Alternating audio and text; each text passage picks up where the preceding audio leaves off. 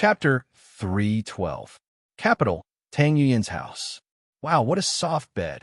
Inside the room, Silami was rolling around on the soft mattress. Her voluptuous figure, tattered short skirt, and rolling spring scenery pounced on Charlotte, causing him to forget to blink his eyes. If Big Moon Tia was not by his side, Charlotte really did not know if he would not be able to restrain himself and pounce on her. Even if he could insist on being Liu Xiaohui, if Silami took the initiative, the result would not be predictable. Charlotte said, "You guys rest here, we'll talk tomorrow." Big Moon Tia did not speak, but Silami bounced up from the bed. "Xia, why don't you arrange a room for our chief? How can our chief sleep in the same room with me? This is not in line with her noble status." With that, she winked at Charlotte, as if hinting something to Charlotte. Charlotte smiled bitterly and shrugged, then glanced at Big Moon Tia. Big Moon Tia looked at Silami. "I asked Xia to arrange it this way. Silami, don't you want to sleep with me?" Silami was speechless. In fact, her winking at Charlotte earlier was a hint that she wanted to be with him. She thought that Charlotte had arranged for Big Moon Tia to sleep in her room because he was muddle-headed. She did not expect that it was Big Moon Tia who asked Charlotte to arrange it this way. In this way, her good deed was ruined. In fact, it was not only this time. In the half a month before they came, Big Moon Tia had always played the role of a spoiler, preventing Silami and Charlotte from reaching that step. Charlotte and Silami's entanglement was actually due to the matter of the compass. Now that Big Moon Tia was here to spoil things, it was actually easier for him.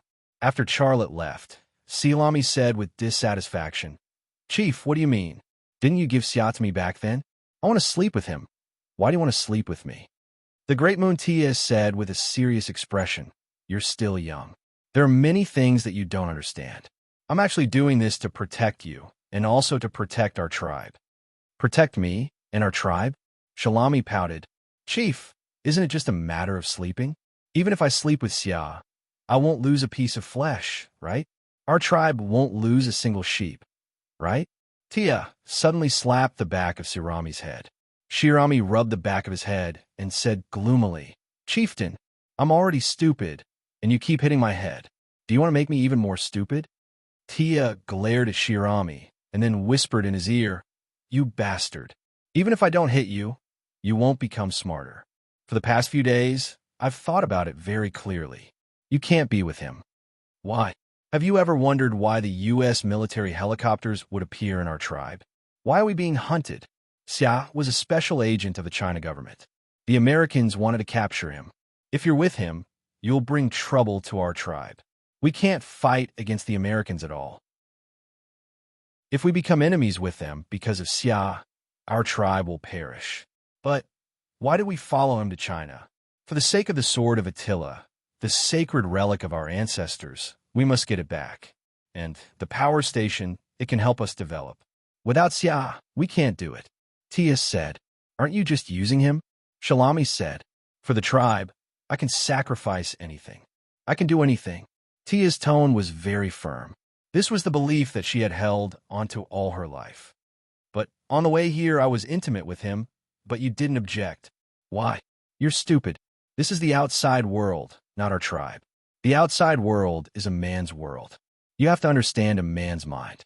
That is, the more unobtainable something is, the more precious it is. If you casually give it to him and satisfy his desires, he won't cherish you. If he really likes you, you can use this to fight for the greater benefits of our tribe." Elder Tia said. Shalami was silent. She suddenly felt that she didn't understand her chieftain at all. The chieftain who used to be like a big sister had become a stranger at this time. And the one who made Tia change her stance was Charlotte himself. At first, Tia thought that Charlotte was just a special agent from China who came to the tribe to rescue the hostages. However, after coming into contact with Charlotte, she realized that Charlotte's identity was not as simple as an ordinary special agent. He had a very special and high status in China. If not, why would the Americans go through so much trouble to deal with him? With such an important person, she could no longer treat Charlotte as an ordinary prisoner of war and give him to Shalami to be her man. More importantly, on the way here, Tia indirectly learned about Charlotte's other identity as a businessman. When she found out that Charlotte owned a military factory in China, her appetite was no longer limited to a small hydroelectric power station. She wanted more. Everything was for the tribe. As she learned more about Xiale, Tia of the Great Moon Empire came up with a plan that only she knew. In the living room, Long Bing and Charlotte were sitting on a sofa each, talking face to face. You didn't manage to save him, but you brought back two beautiful Han girls. I'm waiting for you to explain it to me. Long Bing's face was expressionless, and her tone was flat, as if she was talking about something like a 50-cent increase in the price of eggs today. Charlotte slowly told her what had happened, from him and Tang Yin entering Peshawar, to the attack in Afghanistan, to the capture of the White Han tribe, and finally reaching an agreement. The only thing he did not mention was the matter related to his father, Xia Changhe, and Yelena. Charlotte spoke for more than 10 minutes. After listening to Charlotte, Long Bing looked directly into Charlotte's eyes. How did you know that the sword of Attila was in Jinjian's hands? I didn't even know about such a thing. This is very important information. If we knew this information in advance, we wouldn't have sent you and Tang Yuyin to Afghanistan to rescue those experts. We would have gotten the sword and exchanged it with the White Han tribe. Charlotte had already prepared the answer. Information doesn't appear by itself. I got this information by chance. And Jinjian's son, and Xiaoxian, was Shinta Tianin's pursuer. He told Shinta Tianin a lot about his family. The sword of Attila was his father's proudest collection, and he invited Shinta Tianin to admire it. You know my relationship with Shinta Tianin. I accidentally overheard in Xiaoxian and Shinta Tianin's conversation, but I didn't pay much attention at the time. Later, when we were in Afghanistan, our second guide was the Whitestone tribe's elder Brad. He talked to me about the history of the White Han tribe and mentioned the sword of Attila. I suddenly remembered that the sword of Attila was in Jinjian's hands. In the end, I used this information to reach this deal with Attila. She accidentally overheard in Xiaoxian showing off his family's sword of the Hun to Shinta Tianin, and then pushed the blame onto the dead Brad. Even if it was Long Bing, she wouldn't be able to dig up Brad's body and ask if it was true, right? This is really a coincidence, Long Bing said with a sigh. Charlotte said, how else? How do you think I got this information? From a CIA in America? Long Bing avoided Charlotte's angry gaze and said, you know that's not what I meant. I just want to understand what happened, and I have to report it to Boss Sure. Charlotte sighed in his heart. Even 101 innings couldn't get this information, but his father, Xia Changhe, knew it. He didn't know if he should feel proud or troubled by this. The compass is already in my hands, but I can't give it to you for the time being, Charlotte said. Why? Long Bing looked at Charlotte again. Charlotte said, in addition to the hostage rescue deal, I also made a deal with the chief of the White Han tribe, Taya. I built a small hydropower station for the White Han tribe, and she promised me that I could go to their holy land to dig for treasures for a day. I need the compass to guide me to the exact location and complete the excavation. Without the compass, I can't do this. No problem, but the excavated things must be handed over to the country, Long Bing said. Of course I have to hand it over to the country. Charlotte said, so I will give the budget for 101 innings plus the $500,000 I paid to Brad. I hope the higher-ups will transfer the money to me. Hee hee. What are you laughing at? Millions of dollars? And you even want to build a hydropower station. Although you solved the problem, the way you solved the problem is too extravagant. The budget for 101 innings is limited. Even CEO Sure will have a headache with so much money. I don't know if he will approve it to you. You can pay for it first, Long Bing said. Charlotte smiled bitterly and said, am I your consultant or your sponsor? I haven't figured it out.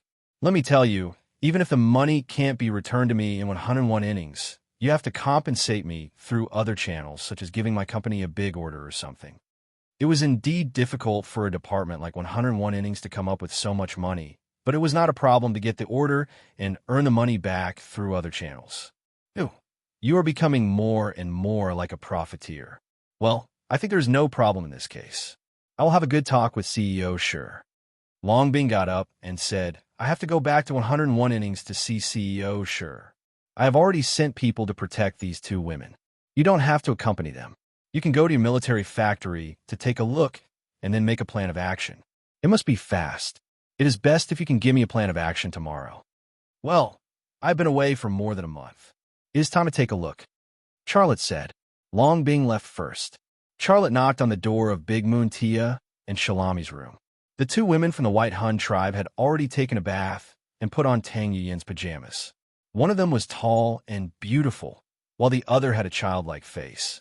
Their appearance and figure were a combination of the double characteristics of an angel and a devil, deeply attractive. Xia, are you taking me to buy clothes? Shalami said happily. In her heart, she thought that Charlotte would take her shopping alone, and then she would. However, Charlotte took out a card from his wallet and threw it to Big Moon Tia. There is $100,000 in this card. You can buy whatever you want. The password is 6 zeros. You want us to go shopping by ourselves? Big Moon Tia frowned. I have other things to deal with. You don't have to worry. We will send people to protect you. Believe me, this is China. No one dares to behave atrociously here. Charlotte did not explain further. He turned around and left. Shalami's eyes were filled with disappointment. Shalami, let's go shopping. We have a lot of things to buy. Big Moon Tia's mouth revealed a trace of a sneer. Can you buy clothes for me? Of course. I will give you $500 to buy clothes. Shalami was speechless. Chapter 313. In the past month or so, Charlotte had been through life and death in Afghanistan. Meanwhile, in Whitestag town in the capital, the Thunder Horse Arms factory had changed a lot. The production workshop had been built and the relevant equipment had been installed. They could start production as soon as the production staff was in place. Behind the factory, a 3-story villa rose from the ground. It had a unique design and was surrounded by flowers and trees. The environment was beautiful. It was the residence built for Anina, and it was Charlotte's home in the capital. Everything is going well. We'll start production next week. On the way, Qin Xiang said to Charlotte, If you didn't come back, I wouldn't know what to do. Charlotte said, You've worked hard during this time. It's no problem for us to start production in a week. I have something I want to ask you for help this week. What is it? Qin Xiang smiled. Every time Charlotte asked him for help, it was not an ordinary thing. It was always thrilling and exciting, and he was willing to do it. Charlotte whispered something in Qin Xiang's ear, then looked at him. Is there a problem? To Korea? Qin Xiang giggled. No problem. When are we leaving? The day after tomorrow, Charlotte said. But you'll go back to Haiju with me tomorrow. No problem. I'll work with you. There's nothing in this world that we can't steal. Qin Xiang was already eager to try. Then wait for my call. I'll call you when I'm done here. Charlotte patted Qin Xiang's shoulder and walked to the villa behind the factory. Qin Xiang smiled and said, Give her a good reward. She's really tired out during this period. Charlotte knew what Qin Xiang was talking about. He smiled awkwardly, but didn't respond and continued to walk to the villa. The she that Qin Xiang mentioned was naturally Anina. It was thanks to her that the military factory could be built. From the purchase of equipment to the recruitment of talents, Anina was in charge of all these matters. It could be said that without Anina's professional knowledge and painstaking efforts, this military factory would not exist. What was Anina doing now? Actually, he only needed to use his left eye to get the answer, but Charlotte didn't do that. Compared to seeing what Anina was doing at a glance, he preferred to maintain this sense of mystery and then quietly approach her to give her a surprise. Outside the villa stood an agent from 101 innings. He was sent by Long Bing to protect Anina. Seeing Charlotte coming over, he greeted Charlotte with a nod. Charlotte also greeted him and then entered the villa. There was no one in the living room. Charlotte went upstairs.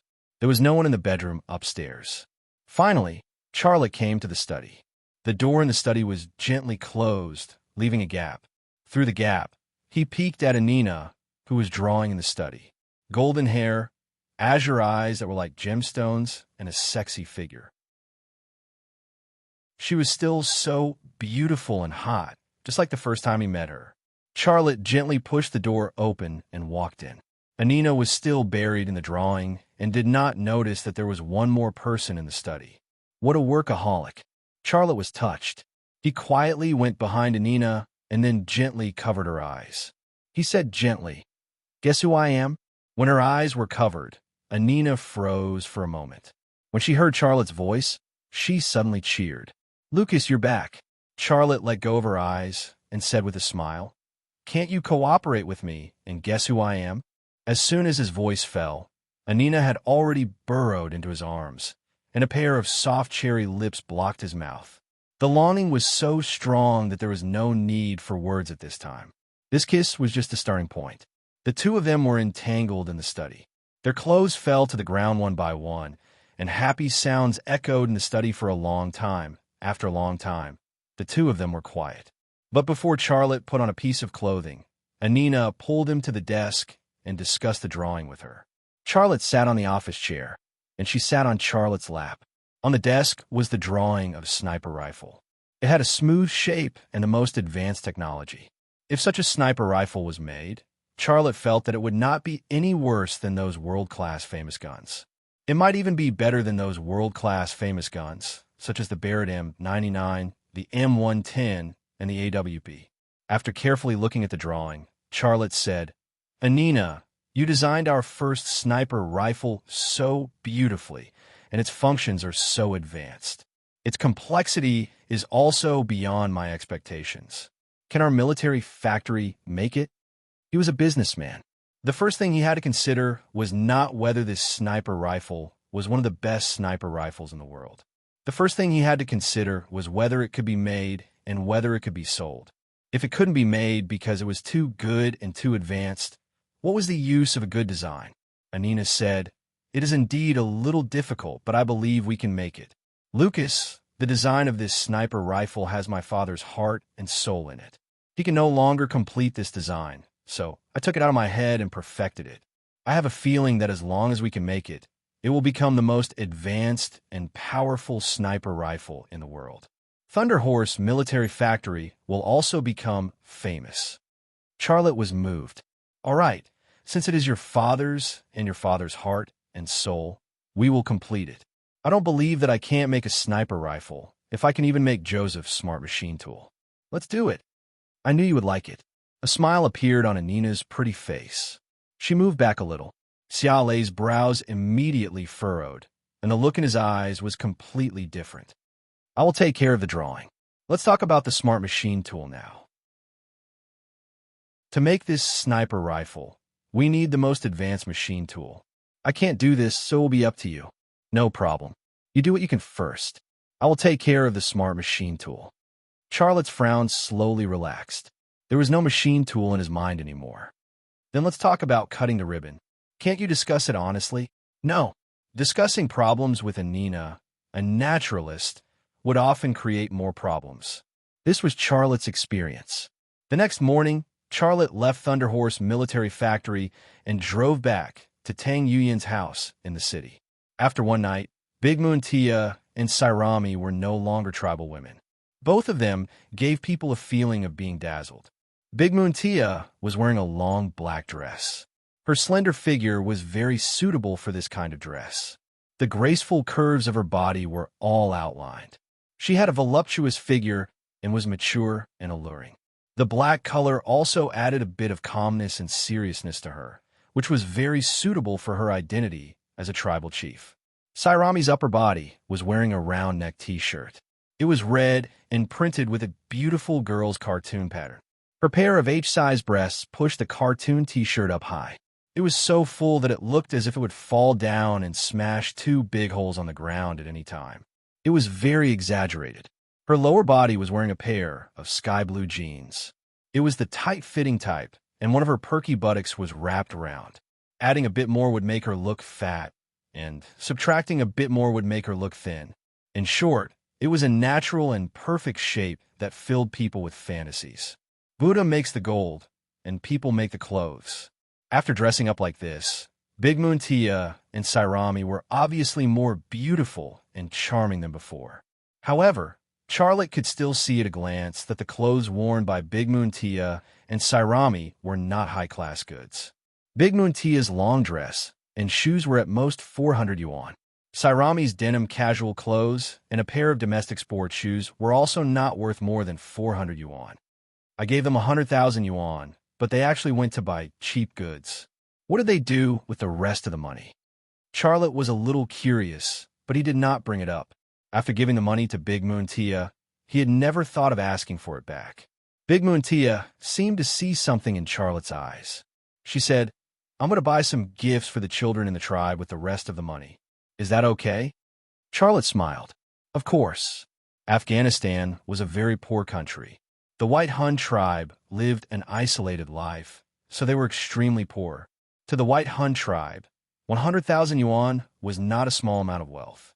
As the chief, Big Moon Tia would definitely not use the money that Charlotte gave her to buy branded clothes for Sairami and herself. That was not the life that she and Sairami needed. Xiao, when do we start? Sairami asked. Charlotte said, I was just about to discuss this with you. I want you to stay here. Within a week, I will return with the sword of Attila, and then we will return to your tribe. We're not going to participate in the operation. Sairami looked very surprised. Big Moon Tia also frowned. How can we do that? The sword of Attila is our sacred relic. We want to personally take back what belongs to us. Charlotte said, the sword is hidden in Korea. Do you understand Korean? Besides shooting people, what else can you do? If you go, you won't be helping, but making trouble. My operation might fail because of your participation. There's only one chance. I thought for a long time last night, and it's best that you stay here. You just need to bring the sword of Attila back. Why care about the process? Xia, I want to go with you. Sairami stubbornly said, my marksmanship is very good. I won't be a burden to you. Charlotte shook his head. You're looking at things too simply. This is not a competition of marksmanship. It's a competition of tactics, IQ, and some skills that you're not good at. I do need help, but not gunmen, but professionals. Sairami still did not give up. Big Moon Tia interrupted Sairami. Sairami, we'll stay. Xia is right. We just need to bring the sword of Attila back to the tribe. As for the process, we don't need to care. Sairami pouted. She was still not happy, but she did not dare to go against Big Moon Tia's opinion. Then it's settled. You stay, and I will bring the sword of Attila back within a week. Charlotte said. After a while, Charlotte left Tang Yuyan's house. He dialed Long Bing's number. Hello, Long Bing, I'm ready. Let's meet. Long Bing's voice came from the phone. Okay. Chapter 314. Only then did Charlotte know Tang Buochuan's identity in the 101 innings. He was a tactical planner. Most of the operations in the 101 innings were planned by him, and it was the same this time. Meanwhile, Xiaolei's plan of breaking into Njinjian's house to steal the sword of Attila was immediately rejected by him. Do your best. I still have to go for a few days, so I have to go now. Charlotte patted Guanlingshan's shoulder and prepared to leave. China and Korea had extensive economic and trade cooperation, and God's Domain Group was one of the three largest financial groups alongside Samsung and Hyundai. It had a very important position in Korea. If such a thing was discovered, it would definitely have a very serious negative impact. Compared to these negative impacts, the deaths of Tang Yuyan, peaceful, and the other experts were actually a small matter. I'm going to Korea tomorrow. Shinta Tianyin broke the silence. We have a cooperation project with God's Domain Group. I'm going there to participate in the groundbreaking ceremony. Are you free? I want you to come with me. A small passenger plane flew directly from Kyoto Airport to Haizhu. There were only 5 passengers on the plane: Long Bing, Tang Buochuan, Kujia, Qin Xiang, and Charlotte. The story between the two of them was enough to be written into a book, but this book was still a blank page. Not a single word had been written. Because of a political project, I want to build a hydroelectric power station for a tribe in Afghanistan and then develop the area. The tribe is very poor, and a goat is the family's entire fortune. I want to build the area and obtain the rights to mine the resources there. This is also a mutually beneficial thing. On the way there, Charlotte had already thought of an answer. He had said everything he could say, and he would not mention anything that he could not say. Charlotte said awkwardly, Uncle Run, what are you talking about? As soon as I came back, I went straight to your place. I was in Afghanistan, so I really couldn't make a call. Charlotte said, No problem. I need his help for this operation, and he's an expert in this area. Charlotte laughed. I'm serious, but you have to take care of the plane tickets, and you have to treat me to good food. No, we don't need to produce it ourselves this time. Charlotte said, you just need to spend money to buy them. But you have to remember one thing, and that is to buy equipment from wherever it's easy to transport. Equipment companies in India and Pakistan are also fine. I want to settle this as soon as possible. All right, I understand what you mean. Don't worry, Director Xia. I will get this done as soon as possible. Guan Lingshan said. Charlotte was silent for a while before he finally nodded. I understand what you mean. Although I don't want to get Shinta Tianyin involved, saving people is more important. I will contact her and go to Korea with her. It's me, Tianyin, Charlotte. Guan Lingshan said, Mr. Xia, do you mean to let our company produce the equipment needed for the hydropower station? Shinta Tianyin smiled. Dad, don't you feel comfortable if you don't praise Charlotte 3 times a day? I work so hard, but you don't praise me even once. After the plane took off, Tang Buchuan kept talking with Charlotte and showed Charlotte all kinds of information and blueprints. I can't explain it clearly over the phone. I just came back. Where are you? I'm coming to find you. According to our information, the Wanxiang Corporation and the Ga Domain Corporation are going to lay down the foundation for a joint project in 2 days. Shinta Tianyin will represent the Wanxiang Corporation to hold a groundbreaking ceremony within Xiaoxian. With your relationship with Shinta Tianyin, this is an opportunity you could take advantage of. After showing Charlotte a lot of information about the important figures in the Ga Domain Corporation, Tang Buchuan said to Charlotte. After leaving the airport, there was already a 101 floors car waiting by the roadside.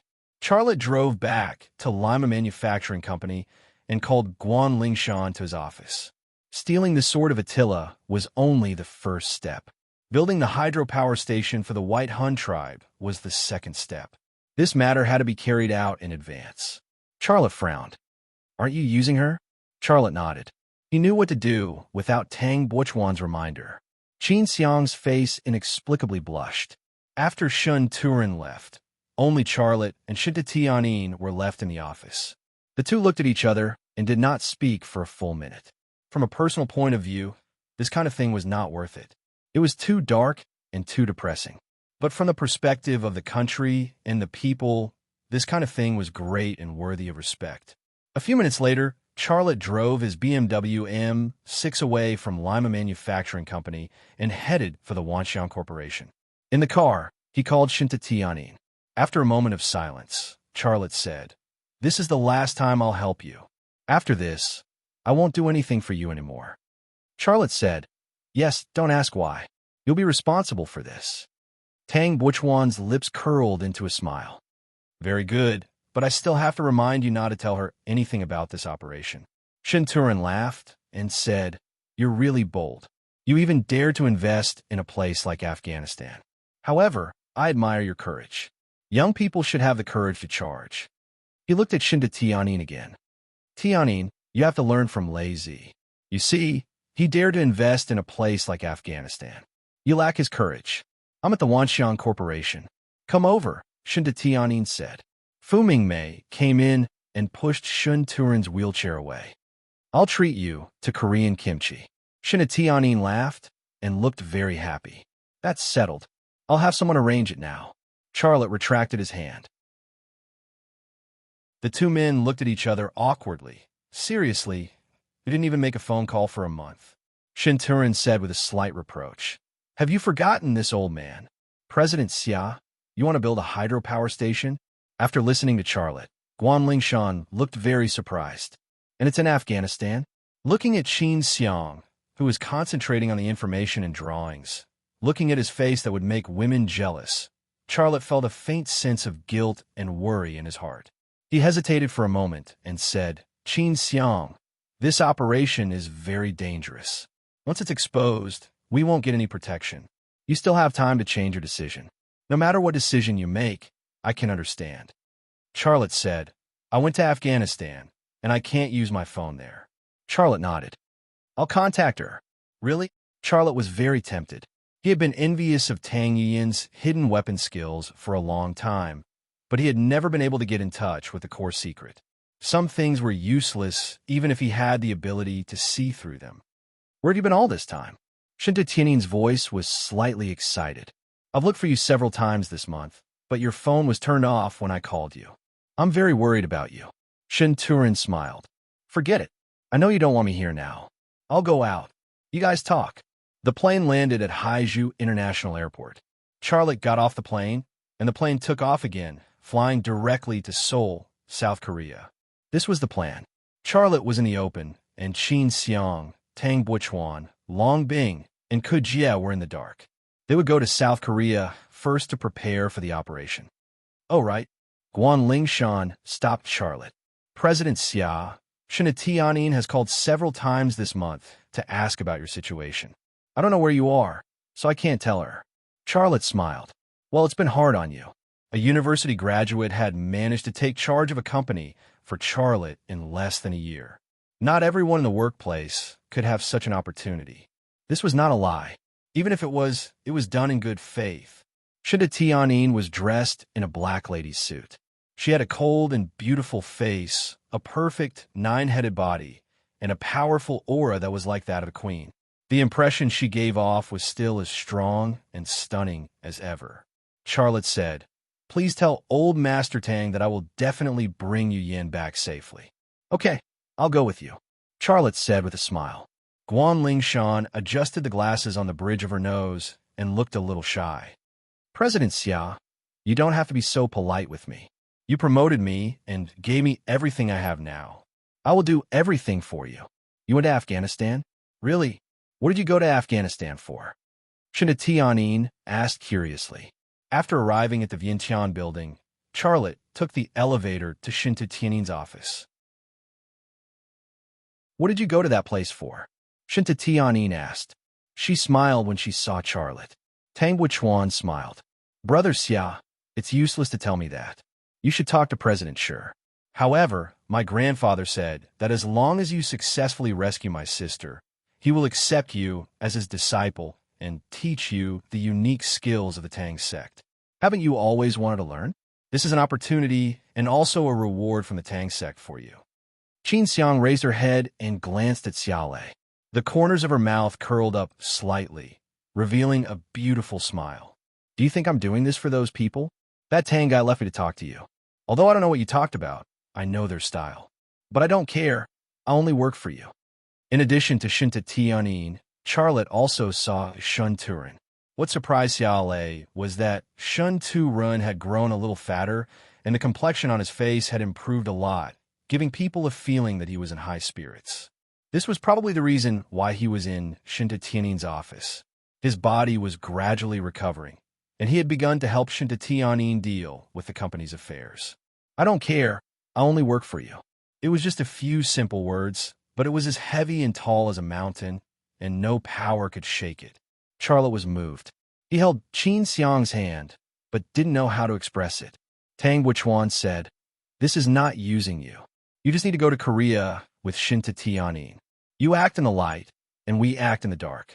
There's only one chance for this operation, and it can't cause any negative impact. So it must be foolproof. Otherwise, my sister and those experts will die in the White Han tribe. Do you understand what I mean? A bitter smile appeared on the corner of Charlotte's mouth. He was very clear about what Tang Buchuan meant. This kind of thing often appeared in spy movies. Agents risked their lives for the country. Once the operation failed, even their identity would not be recognized, and they would even be killed by their own people. Tang Buchuan was not only reminding Qin Xiang, but he also reminded her. He just didn't say it out loud. Are your people reliable? Tang Buchuan looked at Qin Xiang, who was sitting in the back, with vigilance in his eyes. Shinta Tianin was a little surprised that Charlotte agreed so readily. Don't lie to me, I'm serious. After hanging up the phone, Charlotte stepped on the accelerator and the black BMW M6 rushed on the road like a beast. He was not worried at all that he would be caught speeding, nor did he worry about the traffic police punishing him for illegal driving. This was probably one of the few benefits he got from 101 innings. Tang Buchuan said, Then it's decided. This operation will not be recognized. You have to remind your people that they can't fail. If they fail, they must keep their mouths shut. Otherwise, it will be difficult for us to deal with. After the conversation with Tang Buochuan, Charlotte came to Qin Xiang with the information and drawings given by Tang Buochuan and handed them to Qin Xiang. Uncle Run, Tianyin, hello. Charlotte smiled and greeted them.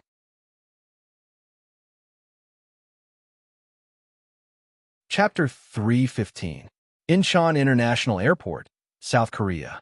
At the arrival hall, Charlotte saw Xiaoxian and the dozens of bodyguards that Xiaoxian had brought with him. The bodyguards were all wearing black suits, headphones, and sunglasses. All of them looked very professional and cold. This scene was obviously prepared by Xiaoxian for Tianyin. He wanted to show off the power of his family in South Korea. It was a big scene for one person to bring dozens of bodyguards, and few people had the ability to do it. However, this scene was nothing in Xiaolei's eyes, compared to when he single-handedly challenged dozens of American special forces in Afghanistan, or when he faced the hundreds of female warriors led by Taya of the Great Moon Empire and the White Hun tribe. This scene was nothing. Tianyin only brought 2 female assistants, Fu Mingmei and Charlotte, so the scene was much smaller. Seeing the dozens of cold bodyguards, Tianyin's 2 assistants also showed exaggerated expressions. Then, they secretly observed their queen. Their queen seemed to be a little moved, but it was not obvious. Do you have to be so exaggerated? Fu Mingmei said disapprovingly. We're here to attend the groundbreaking ceremony, not to fight. Then, she nudged Charlotte with her elbow and teased. Mr. Xia, you have to be careful. That kid has been crazily pursuing Sister Tianyin recently. If you come along, he might make things difficult for you. Charlotte smiled. If he makes things difficult for me, I'll make sure he has no shoes to wear. Fu Mingmei was amused by Charlotte. Tianyin glared at Fu Mingmei, and she stopped laughing. The 2 sides met in the arrival hall, and Xiaoxian saw Charlotte standing next to Tianyin, and his face suddenly darkened. He looked very unhappy. Charlotte was not surprised by Xiaoxian's reaction at all. He pretended not to see it. Before he obtained the sword of Attila, he would not provoke Xiaoxian. He was even prepared to be ridiculed by Xiaoxian. If that happened, he would choose to endure it. Not for anything else, but for Tang Yuyin and Peaceful, who were still trapped in the White Han tribe, as well as the experts from China. Tianyin, I came an hour earlier. And Xiaoxian shifted his gaze away from Charlotte and faced into Tianyin with a gentle and elegant smile. It's good that you're here. Let's go. You don't have to stay in a hotel. Let your attendants stay in a hotel. You can stay in my house. If that's the case, Tianyin frowned slightly. I don't think that's a good idea, right? I'd better stay in a hotel. How can you do that? And Xiaoxian said, You're here in Korea. Don't you want me to be your host? Tianyin looked at Charlotte. His attitude did not change. I appreciate your kindness, but I came with Charlotte. I can't let him stay in a hotel alone. And Xiaoxian's gaze fell on Charlotte's face again. He did not hide his disgust and displeasure. He had not expected Charlotte to come to Korea with Tianyin. It was a rare opportunity for him to have Tianyin come to Korea, but he had not expected Charlotte to come with him. Was he trying to make things difficult for him? In his eyes, Charlotte was as annoying as a fly. Charlotte still pretended not to see in Xiaoxian's rotten face. He said with a smile, Tianyin, I'm afraid Mr. doesn't have any extra rooms in his house. I don't think we should disturb him. Let's stay in a hotel. Tianyin nodded. There was no superfluous words. It was just a shallow nasal sound. But Xiaoxian looked as if he had drunk a big bottle of vinegar. What did you say? Do you think I will have extra rooms in my house? Not to mention a few of you. Even if you call everyone in your small company, I can still find a place to stay. He was obviously mocking Charlotte's Lima Manufacturing Company. It was just a small company. And in Xiaoxian's eyes, Charlotte and Lima Manufacturing Company were not worth mentioning. Charlotte was not angry at all. I'm just joking. Mr. Please don't mind me. If it's not convenient, we'd better stay in a hotel. I don't want to trouble you. Humph. And Xiaoxian coldly snorted. He didn't want to talk to him. He said to Tianyin, Tianyin, how about this? You and your entourage will stay in my house. My dad wants to see you. Knowing that you're coming, he declined several important social engagements to accompany you. Mr. is really considerate. Thank you in advance. Shinta Tianyin looked at Charlotte, seeking his opinion.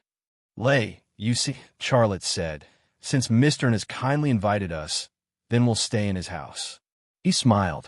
Don't we have an old saying? It's hard to refuse hospitality. If we insist on staying in a hotel, it would be impolite. Shinta Tianyin smiled shallowly.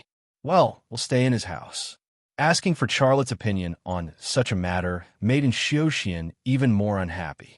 He secretly said in his heart, this fly is really disgusting. What is he doing here? The cooperation between the Wanxiang Group and the Divine Domain Group has nothing to do with his small company. Is he purely looking for someone to hate? I really want to kick him back. Although Xiaoxian thought like this in his heart, he still had a good-looking smile on his face. Okay, let's go.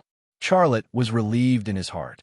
If he stayed in a hotel, he wouldn't be looked down upon by Xiaoxian. But for the sword of Attila, he would rather be looked down upon by Xiaoxian. Only then would he have the opportunity to touch the sword of Attila. Walking out of the arrival hall, 10 Mercedes-Benz cars slowly drove over and parked on the side of the road. And Xiaoxian invited Shinta Tianyin to sit in his car. It was a Bugatti Veyron that cost tens of millions. This time, Shinta Tianyin didn't refuse. After all, she had taken Xiaoxian's pride into consideration. Charlotte and Fu Mingmei sat in a car. Then, under the lead of Xiaoxian's Bugatti Veyron, the motorcade left the airport and headed in the direction of Seoul. You haven't shown up for more than a month. Where have you been? Fu Mingmei asked Charlotte in the Mercedes-Benz car. Charlotte shifted his gaze outside the window.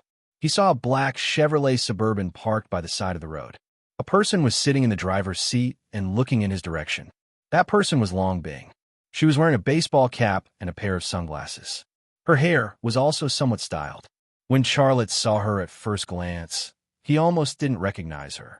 Then, Charlotte saw Tang Buochuan sitting in the passenger seat.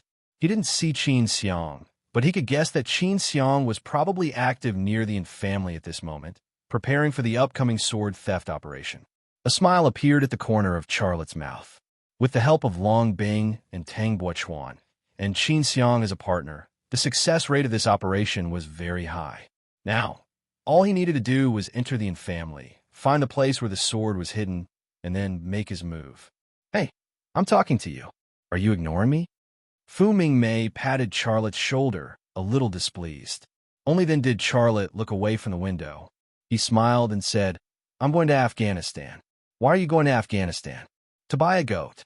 I'm going to open a shop that sells goat soup. Screw you. Fu Mingmei rolled her eyes at Charlotte. I wanted to tell you a secret, but with your attitude, I think I should forget it. We're old friends. What's wrong with joking? I'm really going to Afghanistan to invest and buy mines. It's all business. You won't be interested. Charlotte said something nice and then asked, what secret do you want to tell me? Gu Qian is back, Fu Mingmei said. She wasn't really angry with Charlotte. Charlotte was slightly stunned. Tell me what happened. Although the Gu family had fallen, Gu Qian hadn't been arrested. Given her character, she definitely wouldn't let it go. Although Charlotte didn't care about Gu Qian, who had lost the North Group, it was necessary to be wary of her. Fu Mingmei said, she came to Sister Tianyin. She wants to cooperate with Sister Tianyin. Cooperate with what? You might not believe it, but she actually helped Tianyin buy the Gu family's former business. Fu Mingmei's expression was a little strange. With her help, Tianyin's acquisition of the Gu family's business went smoothly.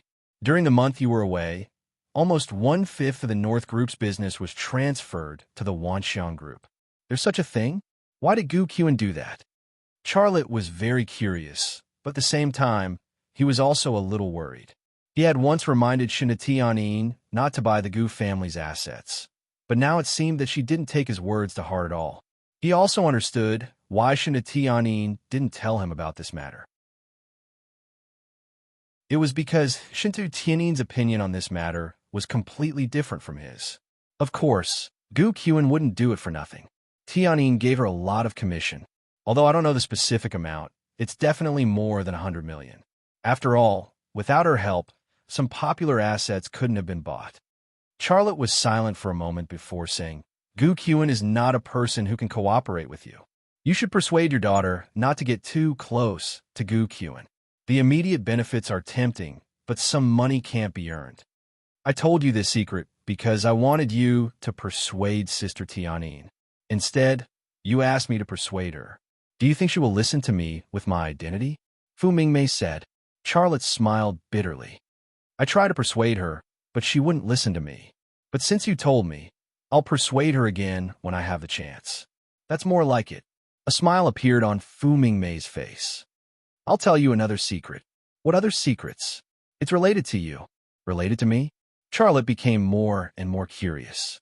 Fu Mingmei smiled and said, and Xiaoxian has been crazily pursuing Tianyin these days. Even if he's not in China, someone will come to send flowers to Tianyin every day. He calls Tianyin every day and has endless things to say every time. I really wonder if he has an emotional expert around him to plan these things for him. You have to be careful. Don't think that you have nothing to worry about. Women are easily moved by sweet words. If one day Tianyin is moved, won't you have no chance? Charlotte smiled. What does this have to do with me? You're so lazy to pick up girls. I'm impressed. Fu Mingmei rolled her eyes at Charlotte. If I were Tianyin, I would definitely choose in Xiaoxian and divorce you. Charlotte was speechless.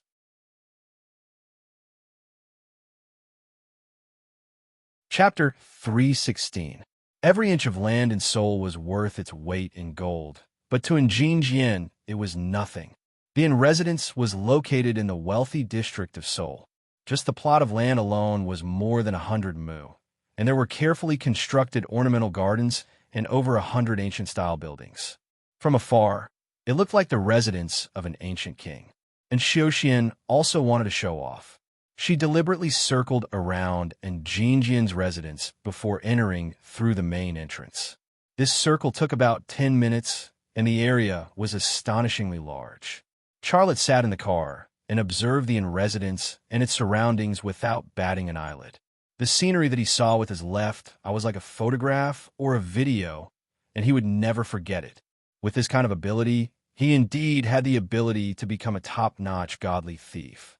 The motorcade entered the inn residence and followed an asphalt road for at least 50 meters before reaching the residential area. An ancient-style palace was at the very front. It looked very much like the Chongwadi, just a lot smaller. Behind, it was a continuous stretch of ancient-style houses. They were scattered all over the place in a picturesque manner. Some were standing by the pond, while others revealed a corner of the eaves amidst the green bamboos. Everywhere exuded an imposing aura. Shinta Tianyin was also a woman with a net worth of tens of billions, but her family's old residence paled in comparison to the inn residence in front of her. However, in terms of foundation, the Shinta family and the inn family couldn't compare.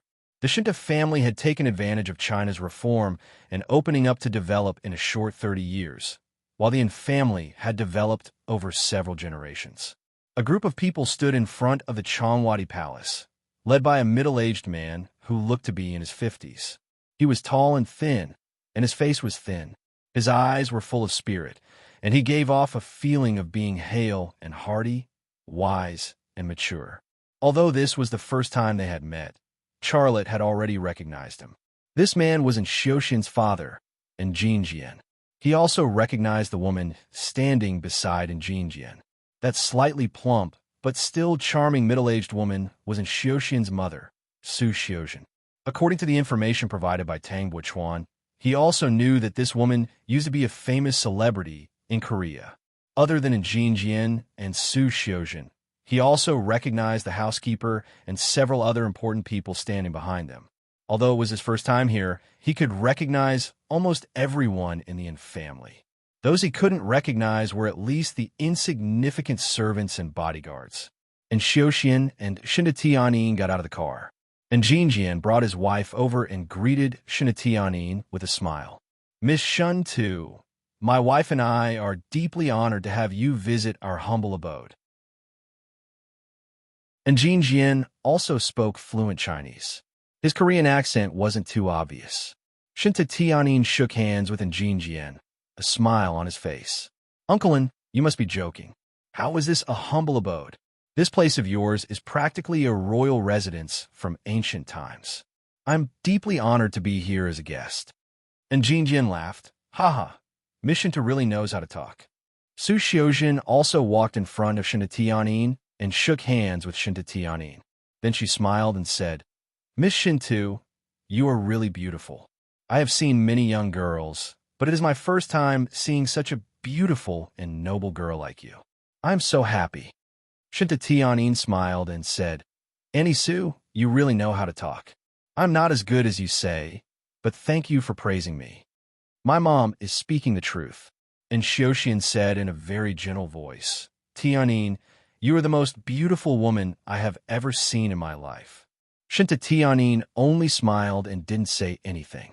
Su Xiuzhen pretended to reprimand her son. You brat, why aren't you inviting Miss Shintu in to sit? And Xiuxian followed and said, Tianin, let's go in and sit. Have a cup of tea and rest. I will take you for a walk. Okay.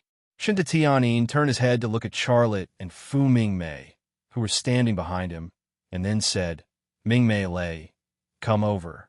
I will introduce you. The smile on Xiuxian's face immediately disappeared, and Jin Jian and Su Xiuzhen's gazes also shifted to Charlotte. The couple's reactions were indifferent. Clearly, they didn't see Charlotte as someone important, especially Su Xiuzhen.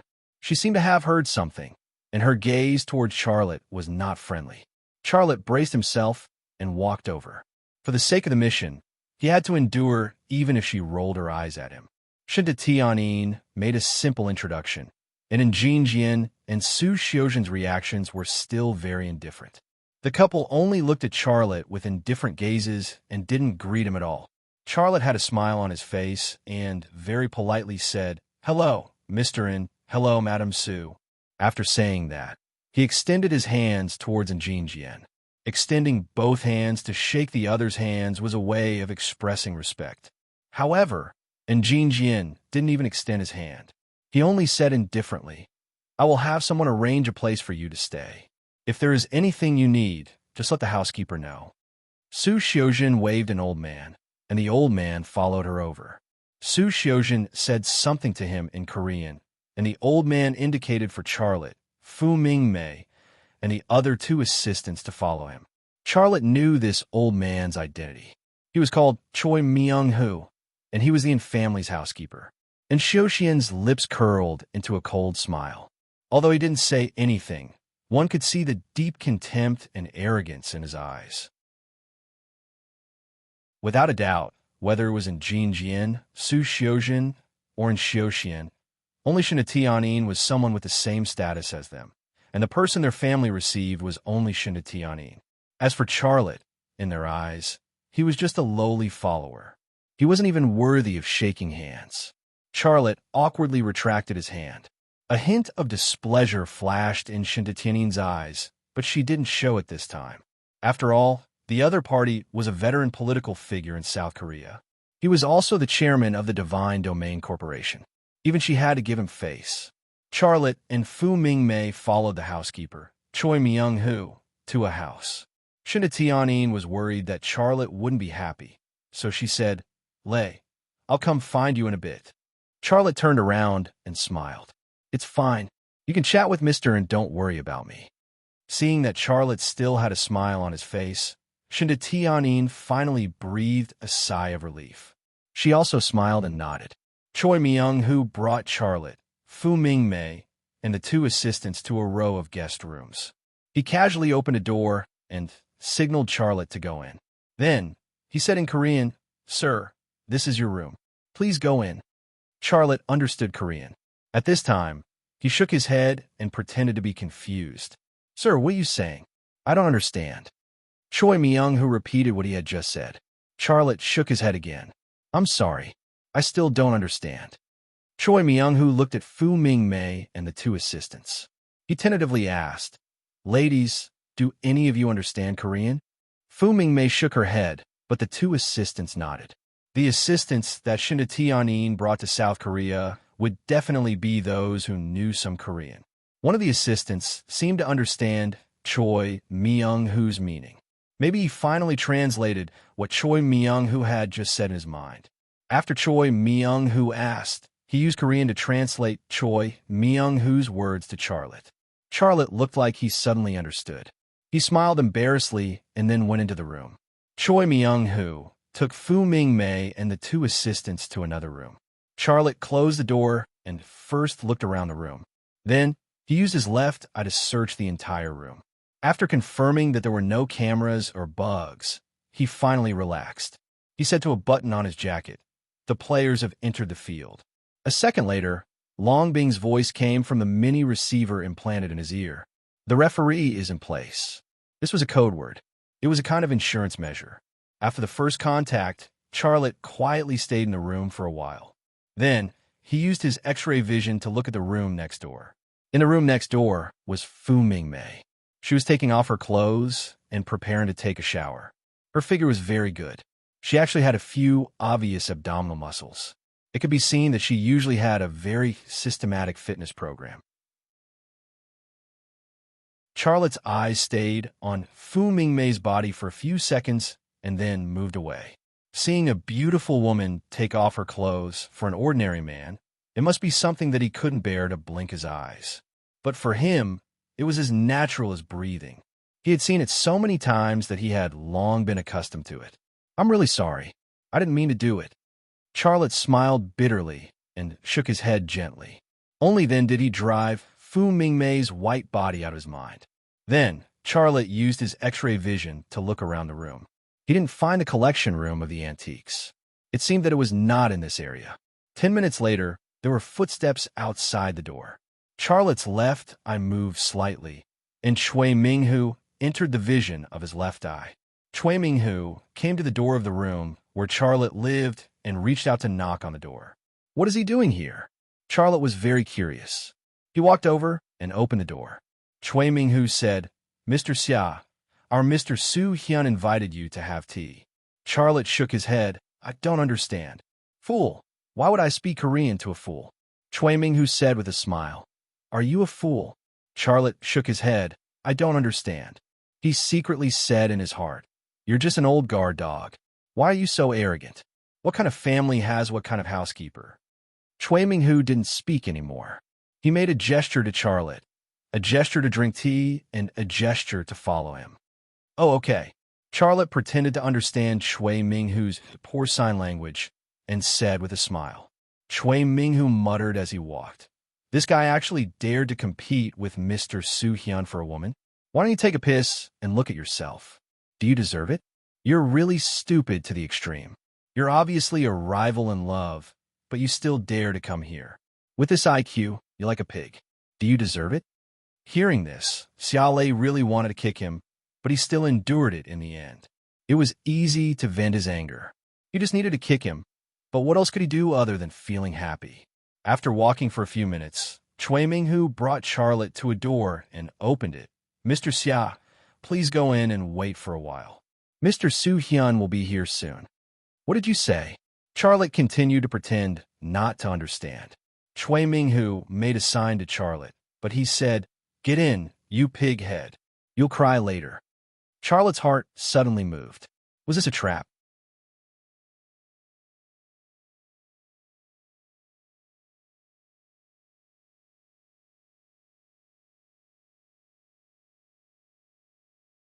The white, tender, and round place made their eyes stare straight. "Ah!" The woman screamed and hurriedly pulled down her bra, then covered up her torn shirt. Choi Ming-hoo had obviously brought people to catch the pervert, but the pervert had disappeared. The bodyguards he brought along also looked at each other, not understanding what was going on. "What happened?" Choi Ming-hoo asked anxiously. "Where is that kid?" The woman said, "I don't know. I didn't see anyone when I came in." "What are you doing?" Choi Ming-hoo was angry. The woman rolled her eyes at Choi Ming-hoo. "I'm the one asking you. You said he was here. I came and tore his clothes, but he was gone. What are you still doing? Go and find him for me." Choi Ming-hoo was furious. Several bodyguards left the door, each in charge of one direction to look for the person. Choi Ming-hoo and the woman complained to each other and left. Charlotte jumped down from the beam, patted the dust on his body, and then left the room. What happened just now was a despicable trick. He didn't know whether this idea was thought of by Xiaoxian herself, or by Xiaoxian's suggestion, or by Cui Minghu, the butler. If Xiaolei's reaction had been just a bit slower, that woman would have rushed into the room to tangle with him, and then Cui Minghu would have brought people over to catch the adulterer. Regardless of whether Shinta Tianyin believed it or not, and regardless of whether the Korean police would intervene, one thing was certain. He would definitely have been chased out of the Yin family. This trap didn't require much skill, but not all tricks to trick people required high skill. Sometimes this kind of simple trick was often the most effective. Unfortunately, Charlotte had a magical eye. This kind of trap without skill was just a farce to him. After leaving the room, Charlotte walked towards the palace that looked like Chongwadi. Along the way, he used X-ray vision on all the buildings, looking for Jinjian's antique collection room. He didn't find Jinjian's antique collection room, but Charlotte realized that the closer he got to the palace that looked like Chongwadi, the higher the security level. Many places were installed with cameras, and the number of bodyguards and equipment were obviously much higher than other places. Although he hadn't found Jinjian's antique collection room, Charlotte already had a premonition that he wasn't far from that place. There! Suddenly, someone shouted. Charlotte looked in the direction of the voice, and then saw Cui Minghu and a few bodyguards running in his direction. It would be easy for the other party to find him as he swaggered around in the inn residence. Behind Cui Minghu and a few bodyguards was the woman. Her clothes were still the torn clothes from before. She ran with a few men, her silicone-filled chest swaying. The scene was unbearable to look at. Cui Minghu and a few bodyguards surrounded Charlotte in the blink of an eye. The old Cui Minghu panted heavily, and his voice was intermittent. You actually dare continue to frame him? If that was the case, then it was too despicable. Not only did it not have any technical content, but was Xiaoxian only capable of this? Charlotte smiled and shook his head. Sorry, I don't understand what you're talking about. Cui Minghu turned around and gave the woman a look, indicating for her to do something. The woman hesitated for a moment, then walked over to Charlotte. Her hand, which was covering her chest, also seemed to be preparing to loosen it. At that moment, Xiaoxian appeared at the end of the corridor, and beside him stood Shinta Tianyin. What are you doing? Xiaoxian asked loudly. Cui Minghu's expression was very strange. What he really wanted to say was, didn't you ask us to do this? Xiaoxian said, do what you need to do. Don't make a racket here. There are no rules at all. Framing Charlotte for molesting an artificial beauty in front of Shinta Tianyin, Xiaoxian would not do such a thing. Cui Minghu looked at Charlotte, then looked at Cui Minghu, and then said, what are you still standing here for? There are no rules. The bodyguards quickly left, and the woman also left. Lei, what happened? Shinta Tianyin walked towards Charlotte, with a look of concern in his eyes. Charlotte smiled. I don't know. I don't understand what they're saying. But it seems like they're looking for someone. So that's how it is. I thought you were in trouble. Shinta Tianyin said. Trouble? How could it be? This is Mr. N's house. There are a lot of bodyguards. Charlotte said, and Xiaoxian also came over with a smile on her face. Mr. Xia, my people didn't bring you any trouble, did they? Charlotte said, No, it's just that I don't understand what they're saying. After a pause, he said with some embarrassment, and Mr. N's house is really big. I actually got lost. I wanted to look for you, but I didn't expect to walk here. Shinta Tianyin said, Xiaoxian, take us around. This place is really big, and I can't figure out the direction. If it was Charlotte who made such a request, and Xiaoxian would definitely disdain it, but he wouldn't refuse Shinta Tianyin's request. Okay, I'll take you around. Thank you, Mr. and Charlotte said politely. And Xiaoxian's eyes flashed with a look of disgust, but he still had a smile on his face. Let's go. The three of them wandered around the mansion, with Xiaoxian acting as a tour guide. From his words, Charlotte also learned that this mansion had a history of almost 200 years. It was a palace garden in the Qing dynasty. At that time, Korea was still a vassal state of the Qing dynasty in the Central Plains. This place was also specially used to receive imperial envoys and generals from the Qing dynasty. And in that period, the ancestors of the Yin family were officials of the imperial court. My ancestors were brave and mighty, and they made immortal contributions to the nation of Korea. My family still has the armor and saber left by my ancestors. Hee Tianyin, you may find it funny, but my dream is actually to be a general, not a businessman. And Xiaoxian spoke with fervor and assurance, like a son of an aristocratic family. He seemed to want to let Shinta Tianyin know that in terms of family heritage, he and Xiaoxian was dozens of streets ahead of Charlotte, who came from a construction site. Shinta Tianyin didn't have any obvious reaction, but just said lightly, "Is that so? If you can inherit the business of your ancestors, that's also good." And Xiaoxian smiled indifferently, his gaze also falling on Charlotte's face, a look of disdain and provocation in his eyes. Charlotte pretended not to see it, and said, "Speaking of family history, our Xia family isn't simple either." Huh? Shinta Tianyin immediately became interested. "What history does your family have? I've never heard you mention it before. Tell me quickly, I want to know." Charlotte said with a smile, "You know the great general of Wei during the period of the Three Kingdoms, Xiahou Dun, right? That's my ancestor." Shinta Tianyin was stunned for a moment. Then he chuckled, "Of course I know Xiahou Dun, but I think you're bragging." The smile on Xiaoxian's face instantly disappeared. He didn't care if Xiahou Dun was Charlotte's ancestor, but what he cared about was that Shinta Tianyin was actually smiling so happily. Shinta Tianyin had never smiled at him like this before. Was Xiahou Dun really his ancestor? Charlotte himself wasn't sure about this, but he still looked very serious. "I'm telling the truth. My family still has the treasured sword passed down by my ancestor. It's so shiny that it can even reflect a person's shadow." "Mr. N, do you think your ancestor's armor and saber can reflect a person's shadow?" "Ha ha ha." And Xiaoxian laughed out loud. Charlotte had an innocent look on his face. "Mr. N, what are you laughing at?" And Xiaoxian said, "I'm laughing at how you don't know anything about shareholders, yet you still want to pretend to be an expert in front of me. It's impossible for an ancient sword to be shiny, let alone reflect a person's shadow. You probably bought a modern imitation to pass it off as an ancient sword, right? My family's treasured sword is fake, but does your family's ancestral saber have to be real? No one has seen it before. Maybe it's a woodcutter." Charlotte said, "Humph." And Xiaoxian said disdainfully, "I'll take you to see a real ancient sword to broaden your horizons." Shinta Tianyin quietly touched Charlotte's arm. "You're making a fool of yourself." Charlotte didn't mind, because he had already guessed what Xiaoxian would take him to see, and that was exactly what he wanted.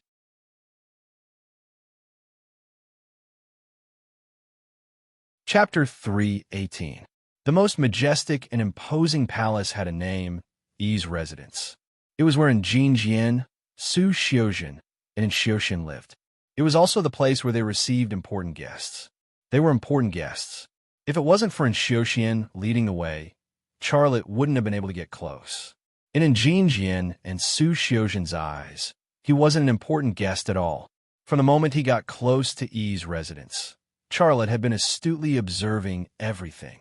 Where the cameras were installed, where the guards were, where he could hide, which route he could take to leave quickly, and so on. He had observed and considered everything. Entering the interior of Yi's residence, whether it was the furniture or the decorations, they were all made of expensive wood and antiques. Even the floor tiles were made of high-quality white marble. The level of luxury shocked Charlotte. Charlotte pretended to be jealous and envious, lowering his stance. He didn't look like a promising young man from China or a cutting-edge entrepreneur. Instead, he looked like a country bumpkin who had never seen the world, just like Granny Lu in Dream of the Red Chamber. And Xiaoxian's eyes were filled with disdain. She snickered in her heart, as expected of a small fry who came from a construction background. He has never seen the world. A living room can make him so surprised. If he goes to my father's collection room, won't he show his true colors? Seeing how bad Charlotte's performance was, Shinta Tianyin's eyes showed a hint of disappointment. She hoped that Charlotte would perform very well.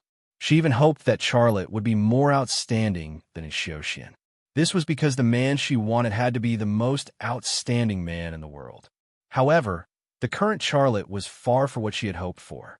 However, regardless of whether it was in Xiaoxian or Shinta Tiannin's reactions, Xia Lei pretended not to see them. He pretended to admire the antiques and ornaments in the comfort house, or the exquisite works of art. At the same time, he used the ability of his left eye to see through the entire comfort house. What puzzled Charlotte was that he didn't see any collection room. Passing through the living room, and Xiaoxian brought Shinta Tiannin and Charlotte to a study. Before entering the door, Charlotte had already seen the situation in the study. There was a desk, a bookshelf, and a sofa. There was also a tea table made of precious red sandalwood. It looked like an ordinary study, but when Charlotte saw the surveillance cameras on both sides of the bookshelves, he didn't think it was an ordinary study anymore. And Xiaoxian stood in front of the study, entered the password, verified her fingerprint, and then opened the door. While he was doing these things, Charlotte had already taken off a button on his shirt and pulled out the mini receiver from his ear. These two items were tossed into a pot of green plants by the wall of the study. Not because of anything else, but because he had already seen a metal door hidden behind the bookshelf, and there was a detection device on the door. If he did not take off the electronic device on his body, the metal door would trigger the alarm. At that time, he would not see the sword of Attila, but a large group of armed bodyguards. And Xiaoxian entered the door and walked straight to the bookshelf. She grabbed a book and pulled it out. There was a series of clicking sounds, and the bookshelf slowly opened, revealing the metal door behind it. And Xiaoxian stood in front of the door, entered the password, verified her fingerprint, then stood in front of the roulette lock, turned the roulette, and entered the password. During this process, Charlotte could see through everything. The two sets of passwords that Xiaoxian entered were all seen by him. It was funny that Xiaoxian deliberately blocked the keyboard to avoid being seen by Charlotte and Shinta Tiannin. Even when turning the roulette, she used her body to block the rotation of the roulette, not giving Shinta Tiannin and Charlotte any angle to pry. But he never dreamed that his every move was seen by Charlotte, who could see it more clearly than himself. The metal door slowly opened. It was a foot thick, and the total weight was at least a ton. The space behind the metal door entered Charlotte's sight. It wasn't big, only about twice the size of an ordinary room, which was about 50 square meters. There were several display racks and incubators inside, and on the display racks were many antiques, all of which looked very old. In the middle was a wooden platform, and on it was a wooden frame. The wooden frame was covered with a set of ancient armor, typical of the Qing dynasty's military style. Under the wooden frame was a saber and a sword, both of which looked very old. Charlotte's gaze immediately fell on the ancient sword under the wooden frame. It was the sword of Attila, exactly the same as the ancient sword in the photo provided by his father. Tiannin, please come in. And Xiaoxian said, and this place is really special. I also want to go in and take a look. Shinta Tiannin said. In fact, only Charlotte could see things that were so far away. She could only see things that were relatively large, and it wasn't clear. Charlotte also walked into the collection room. Beep, beep, beep, beep, beep, beep. A series of alarms suddenly sounded. Charlotte's heart suddenly tightened, and he secretly cursed. Could it be that I haven't taken anything off my body, and it triggered the alarm? If it aroused in Xiaoxian's vigilance, that would be terrible. And Xiaoxian turned around and stared straight at Charlotte. What are you hiding on your body? Charlotte forced himself to calm down and spread out his hands. I don't know either. I'm sorry, it seems like Shinta Tiannin said apologetically. I have a signal transmitter on me. As she spoke, she took out a small electronic device from her pocket. This was given to me by Ming Mei. When I'm in danger, I only need to press a button to send out a distress signal, and my bodyguard will come save me. Charlotte immediately breathed a sigh of relief. At this time, there was the sound of hurried footsteps outside the study, and then a man's voice in Korean sounded from the speaker in the collection room. Young master, is there a problem? No, it's just an accident. And Xiaoxian said. Charlotte was secretly surprised. From the sound of the alarm to the appearance of the bodyguards outside, only 15 seconds had passed, And Xiaoxian walked to Shinta Tiannin's side and said very gently, Tiannin, give it to me. I'll put it outside, and you can take it back when you leave. Shinta Tiannin handed the signal transmitter to Xiaoxian, and Xiaoxian took it to the desk in the study and put it down. After leaving the detection range of the collection room, the transmitter no longer triggered the alarm, and the alarm disappeared. Shinta Tiannin said, Xiaoxian, the security level of your family's collection room is comparable to the security level of a bank's vault. It can be seen that the things here must be very precious, right? Of course. And Xiaoxian said, in addition to the ancestral things, Well, forget it. I'll take you to see my ancestor's armor and saber. If Charlotte wasn't here, and Xiaoxian might have finished what she wanted to say. Charlotte was also here, so he wouldn't say it. In fact, if it weren't for Charlotte showing off Xiahou Dun's sword, he wouldn't have brought Shinta Tiannin here. Perhaps in the future, but at least not now. Men were creatures who cared about their pride the most, especially when it came to wooing women. That was what Charlotte was taking advantage of. His goal was only the sword of Attila, and he didn't care about anything else. In fact, he could already leave now, because he already knew the location of the family's collection room and the password to enter. Now, he only needed Xiaoxian's fingerprint to initiate the next step. However, Charlotte still chose to stay. Since Xiaoxian was putting in so much effort to show off in front of him, he had to cooperate, right? And Xiaoxian led Shinta Tiannin straight to the armor at the end of the collection room. Charlotte followed behind them, his gaze slowly sweeping across the display shelves and incubators on both sides. He discovered that the display shelves were mostly filled with bronze, jade, and porcelain artifacts. Most of them were from China, not Korea.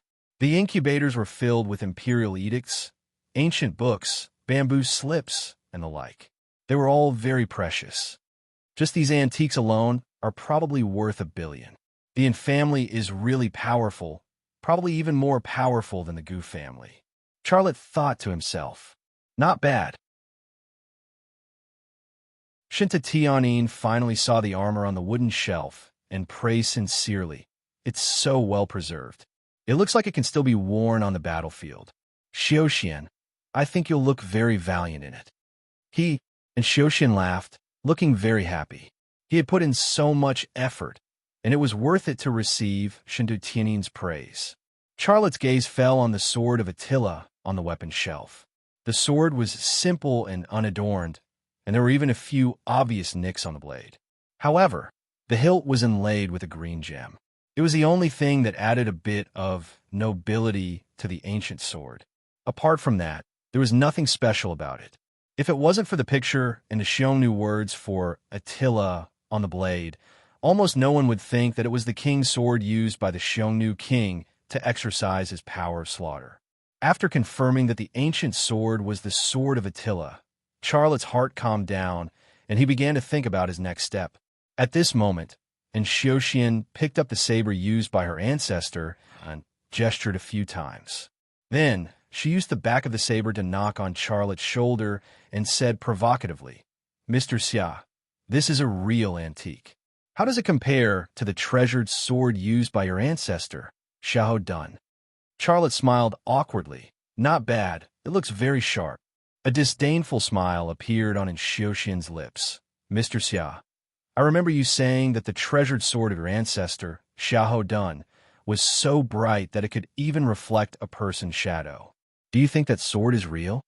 Charlotte reached out and used 2 fingers to clamp the blade of the saber, then took it down from his shoulder and said calmly, Before I saw your ancestor's saber, I believed that my ancestral treasured sword was real.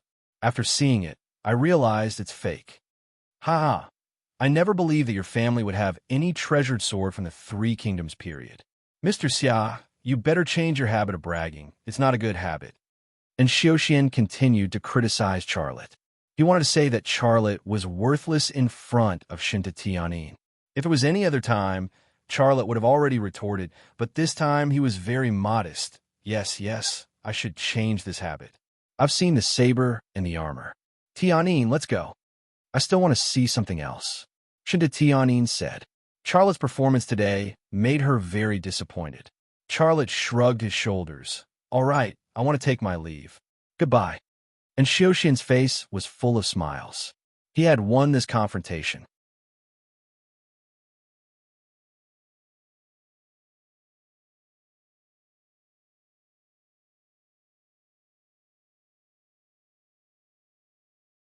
Even if someone stood beside them, they would not be able to see their movements clearly.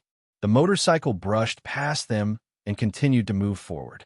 Charlotte also put the plastic bag into the inner pocket of his suit, walked a few meters forward, and then turned back. Forget it, I'm not going to buy chewing gum. There's no supermarket nearby. Charlotte muttered to the guard. Isn't Korea very developed? Why doesn't this place even have a supermarket? Is this considered a rural place? The guard shook his head, indicating that he did not understand. After Charlotte entered the door, he said, Idiot. Back in the room, Charlotte opened the black plastic bag. There were 2 bottles of special glue inside, one red and one blue. There was also a note with a paragraph written on it. The red one can make a copy of the target's fingerprint, and the blue one can stabilize the fingerprint. Remember, the red glue can only last for 10 minutes. After the fingerprint is made, you need to stabilize the fingerprint within 9 minutes, and then you have an hour to act. After reading the note, Charlotte burned it. He sprayed the red liquid on the palm of his right hand. It felt as if he had just washed his hand, without the sticky feeling of the glue. He could not see anything with the naked eye. Will this glue work?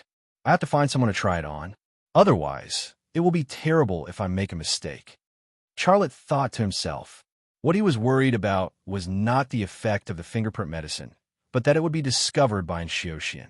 Charlotte left the room, went to the door of Fu Mingmei's room next door, and knocked on the door with his left hand. Who is it? Fu Mingmei's voice came from the room, and she did not immediately open the door.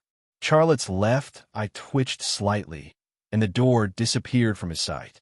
In the room, Fu Mingmei was wearing a red lace dress on the bed, and she was not wearing any clothes yet. Her posture of bending her waist and legs allowed him to see her body. Her hair was still wet, and it was obvious that she had just come out of the shower. Charlotte also ended his X-ray vision, and an awkward smile appeared on the corner of his mouth. But he found an excuse for himself. She took a long time to shower. Fu Mingmei put on her clothes very quickly, and it took less than 5 minutes to finish. She opened the door and saw Charlotte standing at the door. What's the matter? Well, why is your face so red? It's nothing. I just wanted to test your reaction, Charlotte said. What did you say? Fu Mingmei looked at Charlotte with some confusion. Charlotte suddenly slapped her face. Fu Mingmei instinctively raised her hand to block Charlotte's palm, but Charlotte did not hit her face. His right hand suddenly changed direction and grabbed her palm. Charlotte held her palm half lightly, then let go, and said with a smile, Your reaction is very fast. It's okay, you can do your thing. With that, he turned around and left. Fu Mingmei was stunned for a long time. It was not until Charlotte returned to his room that she said, Pervert, touching my hand in this way. I will cut off your hand next time. In the room, Charlotte had already sprayed blue glue on the palm of his right hand. When the 2 kinds of glue were mixed, there was a chemical reaction. He clearly saw the fingerprint on his right palm change rapidly, including the lines on the palm. It was very magical. In fact, this was not changing his fingerprint, but solidifying the fingerprint of Fu Mingmei that he had copied. Fu Mingmei is also an experienced professional bodyguard. Her vigilance should be much higher than in Xiuxian's. She did not notice that I was stealing her fingerprint, so Xiuxian should not be aware of it. The test results made Charlotte very satisfied, and also made him relax a lot. The following time, Charlotte was preparing for the evening's action. Charlotte did not receive any invitation to attend the dinner party. He was completely regarded as an insignificant attendant. But this was not difficult for him. Before the dinner party began, he found a residence that Xiuxian had specially arranged for Tianyin. He did not care about the dinner party, but he knew that as long as he stayed with Tianyin, Xiuxian would not appear.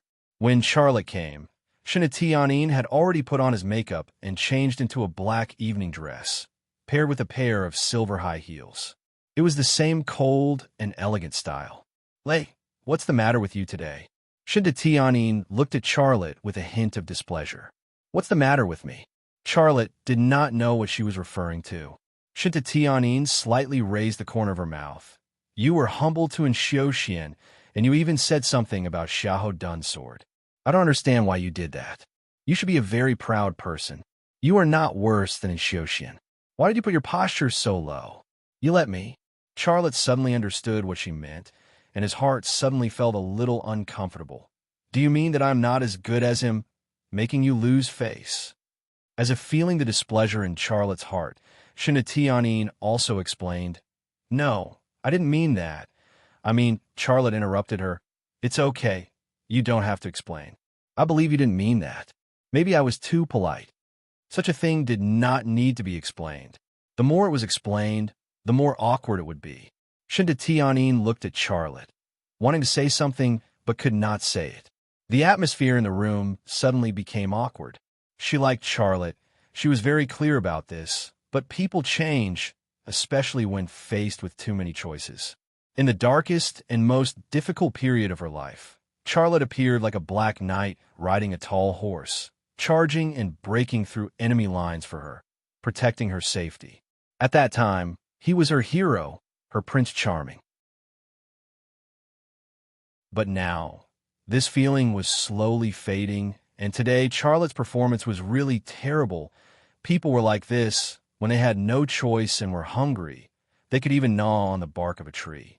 But facing a table full of delicacies every day, no matter how good the dishes were, would people still gnaw on the bark of a tree?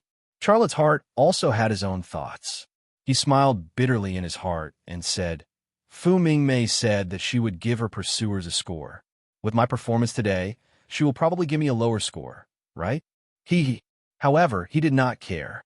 After experiencing Liang Xiao's betrayal, he would no longer easily give his feelings. As for him, he was also faced with too many choices. They were both outstanding people with strong personalities. How could it be easy for them to walk together and live to a ripe old age together? Knock, knock, knock. There's a knock on the door, followed by Xiaoxian's voice. Tianyin, are you done? Can I come in? Charlotte smiled and said, Mr. N is really a very gentlemanly and polite person. Shinta Tianyin said calmly, Can you help me open the door? Okay. Charlotte seemed to have returned to his humble state as he turned around to open the door for Xiaoxian. Shinta Tianyin frowned. She also had a question in her heart. Is he doing this on purpose? Charlotte walked towards the door. When his back was facing Shinta Tianyin, he quickly took out a small red bottle and touched it against the palm of his right hand a few times. When he walked to the door, he opened it with his left hand. And Xiaoxian, who was in a suit, suddenly saw that the person who opened the door was Charlotte, and the smile on his face immediately disappeared. This guy is really haunting me. Hello, Mr. And Charlotte extended his hand to Xiaoxian, wanted to shake hands with him. Why are you here? And Xiaoxian said impatiently. He had no intention of shaking hands with Charlotte. Charlotte withdrew his hand awkwardly. I have nothing to do, so I came over to take a look. I heard that there's a banquet tonight, right? And Xiaoxian sneered. Why? Didn't you receive an invitation?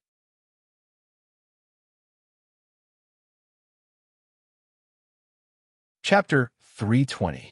It was a taunt. Charlotte smiled. I really didn't receive an invitation. I don't know, and Xiaoxian spread her hands. Choi Minghu is in charge of this matter. I will help you ask. The people who are attending tonight's banquet are all reputable people in the Republic of Korea. If your identity is qualified, I think you will receive an invitation. Charlotte just smiled and said nothing. Shinta Tianyin sighed secretly. If Charlotte's performance was bad before, then Charlotte's performance at this time could only be described as terrible. The man that Shinta Tianyin wanted was definitely not a man who would lower his voice to others and deliberately curry favor with others. He was definitely not a man who could be ridiculed at will. And Xiaoxian was no longer interested in talking to Charlotte. He walked over to Shinta Tianyin with an elegant and gentle smile on his face. Tianyin, you are so beautiful tonight. You will definitely be the most dazzling pearl at tonight's banquet. Shinta Tianyin stood up from the dressing table with a sweet smile on her face. Thank you. Shinta Tianyin smile made Xiaoxian even happier. It was not only because Tianyin was smiling at him, but there was also an even more important reason. He had insulted Xia Lei to the point that he was like a mangy dog. However, Xia Lei could do nothing about it. Let's go. The banquet is about to start. And Xiaoxian made an inviting gesture, feeling very gentlemanly. All right, Tianyin responded, but her gaze shifted to Charlotte. She was a little hesitant about whether she should ask Charlotte to come along. At this moment, Charlotte walked over. Tianyin, there's something on your face. As he spoke, he did not wait for Tianyin to react. His right hand touched Tianyin's cheek. Charlotte's movement was not fast, and he seemed to be hesitant. Tianyin did not respond, but it did not mean that Xiaoxian did not respond. Just when Charlotte's right hand was about to touch Tianyin's cheek, he suddenly reached out to grab Charlotte's hand and said, "What are you doing?" Charlotte's hand suddenly adjusted its direction and held in Xiaoxian's palm. "I'm sorry, I saw wrongly. You go. I'm going back to my room to rest." With that, he turned and left. Throughout the whole process, even Xiaoxian herself felt that she had grabbed Charlotte's hand in time and stopped Charlotte's impolite behavior. Not to mention Tianyin. She couldn't see any clues at all. "Lei, come with us." Tianyin finally changed his mind when Xia Lei walked to the door. She was the one who invited Charlotte to South Korea. If he did not even have the qualification to attend the dinner, her heart would feel sorry. And Xiaoxian certainly did not want to. But he could not refuse Tianyin's wish, and his response was full of wisdom. "Mr. Xia, didn't you hear? Tianyin's invitation is equal to my invitation. You can attend the dinner." "You speak as if I, your father, have never eaten or drunk in 8 lifetimes." Charlotte cursed in his heart, but his face was full of kindness. "Well, thank you. I'll borrow the bathroom." Charlotte turned back and quickly entered the bathroom in the room. And Xiaoxian sneered, vulgar. Tianyin's eyebrows slightly wrinkled. She felt that inviting Charlotte to attend the dinner seemed to be a mistake. "Tianyin, let's go, Mr. Xia will come." And Xiaoxian said, "Well, let's go." Tianyin and Xiaoxian left the room. In the bathroom, Charlotte quickly took out the blue bottle and sprayed it on the palm of his right hand. When the two liquids were mixed, the fingerprints and palm lines on his hand quickly changed into Xiaoxian's fingerprints and palm lines. Then he looked at the watch on his hand. He only had 1 hour to steal the sword of Attila. "I've got the thing. Let's start," Charlotte said to a button on his clothes. The miniature receiver implanted in his ear transmitted Long Bing's voice. "Start." Ending the call, Charlotte walked out of the bathroom. Tianyin and Xiaoxian were no longer in the room. He actually knew when Xiaoxian and Tianyin left, but looking at the empty room, his heart still emerged a trace of sadness. "Have I become a hateful person?" Charlotte laughed at himself, then left the room. The dinner was held in the restaurant of Ni House. The restaurant was very big, but there weren't many guests present, but they were all famous people in Korea's political and business circles. When Charlotte walked into the restaurant, he just happened to see Tianyin and a few Korean people exchanging greetings, with Xiaoxian acting as her translator. One was like a jade tree in the wind, the other was cold and elegant. The feeling of the two together was really a perfect match. A waiter walked in front of Charlotte with a tray of wine and said in a low voice, "Where's the thing?" Only then did Charlotte see, clearly, the waiter was actually Qin Xiang. He had a mustache on his lips, and his face had also been meticulously handled to the point that he didn't recognize him at first glance. But then again, who would have thought that Qin Xiang, whose face was cleaner and smoother than a woman's, would have a mustache? Charlotte calmly picked up a glass of red wine from the wine tray and said in a low voice, "An ingenious study, but don't act rashly. We have to go together. We still have 50 minutes. Qin Xiang reminded. "I know. You wait for me in that corridor first," Charlotte said. Qin Xiang nodded, turned around, and left. Charlotte noticed that he was wearing a hotel's uniform, and the waiters in the restaurant were also wearing the same uniform. This was the reason why Qin Xiang was able to sneak in. No matter who held such a high-class banquet, their own chef would definitely not be able to do it, and there wouldn't be enough waiters, so they would usually outsource it. If Qin Xiang sneaked in, then did Long Bing and Tang Buchuan also sneak in? This thought popped up in Charlotte's mind, and his eyes quickly swept across the entire restaurant. And then he saw Tang Buchuan. Tang Buchuan was holding a Korean beauty's arm, talking and laughing, looking elegant and at ease. He also had some makeup on his face, but it wasn't very obvious. Charlotte suddenly remembered what Tang Yuyin had said to him. She said that Tang Buchuan was very popular in South Asia, Korea, and Japan, and that he was mainly in charge of missions in these regions in Innings 101. Seeing Tang Buchuan's relaxed attitude at this moment, it gave people the feeling that this was his home ground. Charlotte didn't see Long Bing, but he could guess that she was in charge of the support and retreat. All the personnel were already in position, and they were just waiting for him to open the safety door and take away the sword of Attila. Charlotte put down his wine glass and walked to the entrance of the restaurant. Mr. Xia, and Xiaoxian suddenly called out. Charlotte suddenly had a headache, but he turned around with a smile on his face. What's the matter, Mr. N? Do you know how to play with a sword? And Xiaoxian came over with a look of contempt in her eyes. Play with a sword?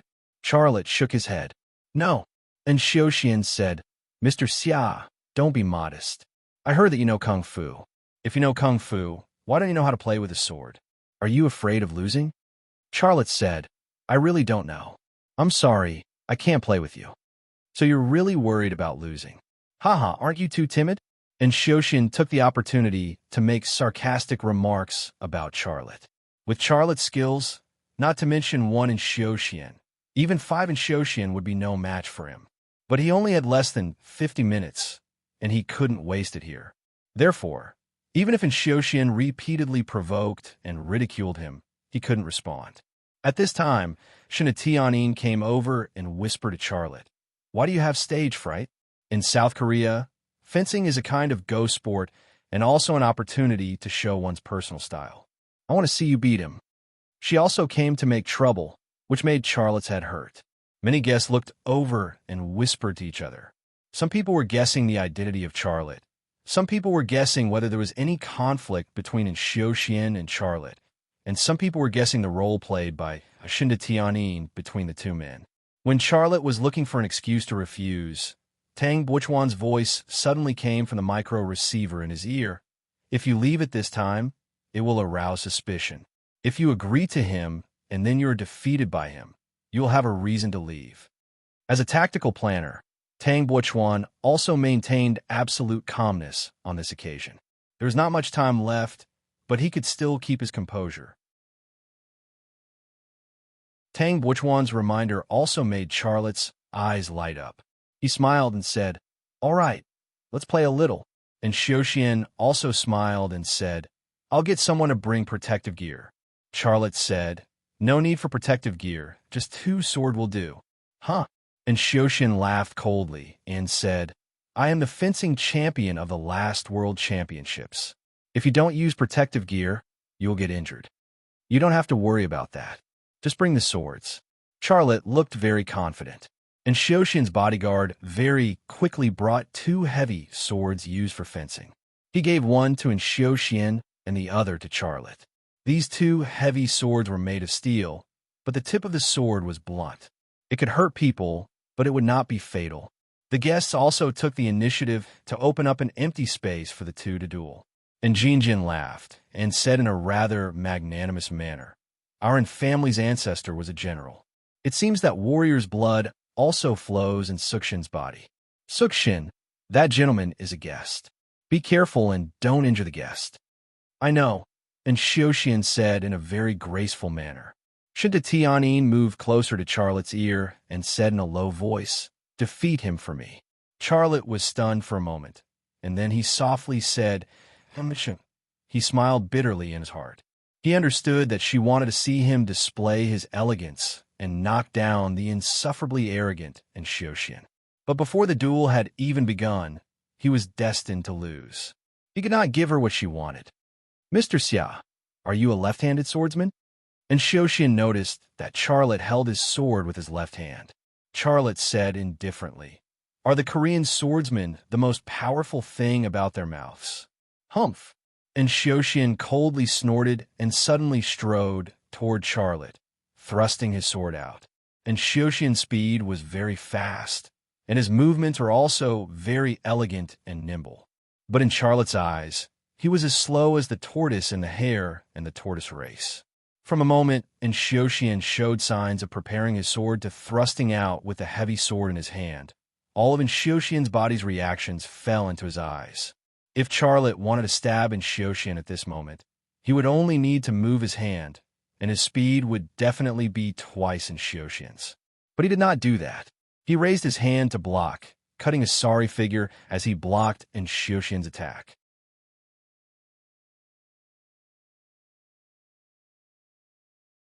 Chapter 321. Ding, ding, ding. The speed of Xiuxian's attack was getting faster and faster, and the strength of his stab was getting heavier and heavier. With his speed and strength, even if he was using a blunt sword, he would be seriously injured as long as he was stabbed. However, no matter how fast Xiuxian was, how fierce, Charlotte could always block or avoid it in time. Although Xiuxian's offensive was like a tide, Charlotte was like the Three Gorges Dam. His defense was watertight. "What are you doing?" Tang Buchuan's voice sounded in the mini receiver. "We don't have time." Getting injured and leaving, this was Tang Buchuan's plan, and it was definitely a very good plan. However, Xiuxian was so fierce, if Charlotte let go of his defense and was stabbed by his sword, he would definitely be seriously injured. If he bled, or his ribs were broken, it would inevitably affect his later actions. He was now riding a tiger and unable to get off. What to do? On Xiuxian's side, the more he fought, the more frightened he became. He was the champion of the South Korean amateur fencing competition.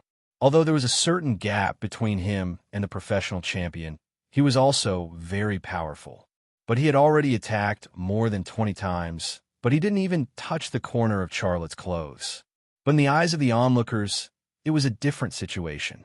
In their eyes, Charlotte was completely suppressed by Xiuxian, and he would be stabbed to the ground by Xiuxian's sword at any time. Some guests began to applaud, and some guests cheered for Xiuxian. Shinta Tianyin also became more and more anxious. She couldn't help but shout, "Lei, what are you doing? Fight back. Why don't you fight back?" Shinta Tianyin's voice seemed to give Charlotte a shot of stimulant. He suddenly took a big step forward and stabbed Xiuxian with his sword. Hiss! There was a cracking sound. Charlotte's crotch split open, and Xiuxian blocked Charlotte's heavy sword and laughed. "Mr. Xia, are you a comedian? How can you perform comedy on such an occasion? But I have to admit, this is too funny." The onlookers also laughed. There was no smile on Shinta Tianyin's face, only disappointment. He wanted to see Charlotte defeat the insufferably arrogant Xiuxian and show off his elegance. But he actually burst his crotch in this kind of situation. Charlotte sheathed his heavy sword. "I'm going to change my pants. Wait for me. I will defeat you." "All right, I'll wait for you." And Xiuxian said disdainfully, "You'd better change into a sturdy pair of pants. If we fight again, I won't go easy on you." In other words, he had held back just now. Charlotte did not mind. He tossed the heavy sword in his hand to Xiuxian, turned around, and left the restaurant. Shinta Tianyin watched as Charlotte left, his eyes filled with disappointment. Although she was deeply disappointed with Charlotte's performance, there was a trace of sadness in her heart when she saw Charlotte leave in disgrace. Some pictures uncontrollably emerged in her mind. Charlotte fought against 10 people of the Great Ensemble and chopped Gu Kawu's bodyguards. Charlotte and she subdued the assassin on the island with their bare hands and lay together in the morgue. Charlotte treated her father with acupuncture, which made her father, who had lost hope, become a healthy person. Am I asking too much of him? Too much. Those scenes of the past appeared in his mind like a movie, and Shinta Tianyin couldn't help but ask such a question in his heart.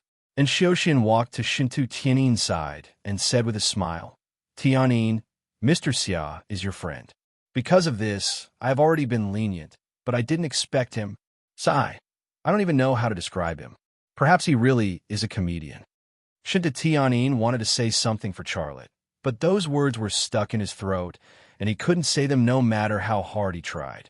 At the same time, Charlotte had already appeared in the corridor leading to Jinjin's study. There was originally a bodyguard in the corridor, but at this time, he was no longer in sight. When Charlotte appeared in the corridor, Qin Xiang happened to come out of a room.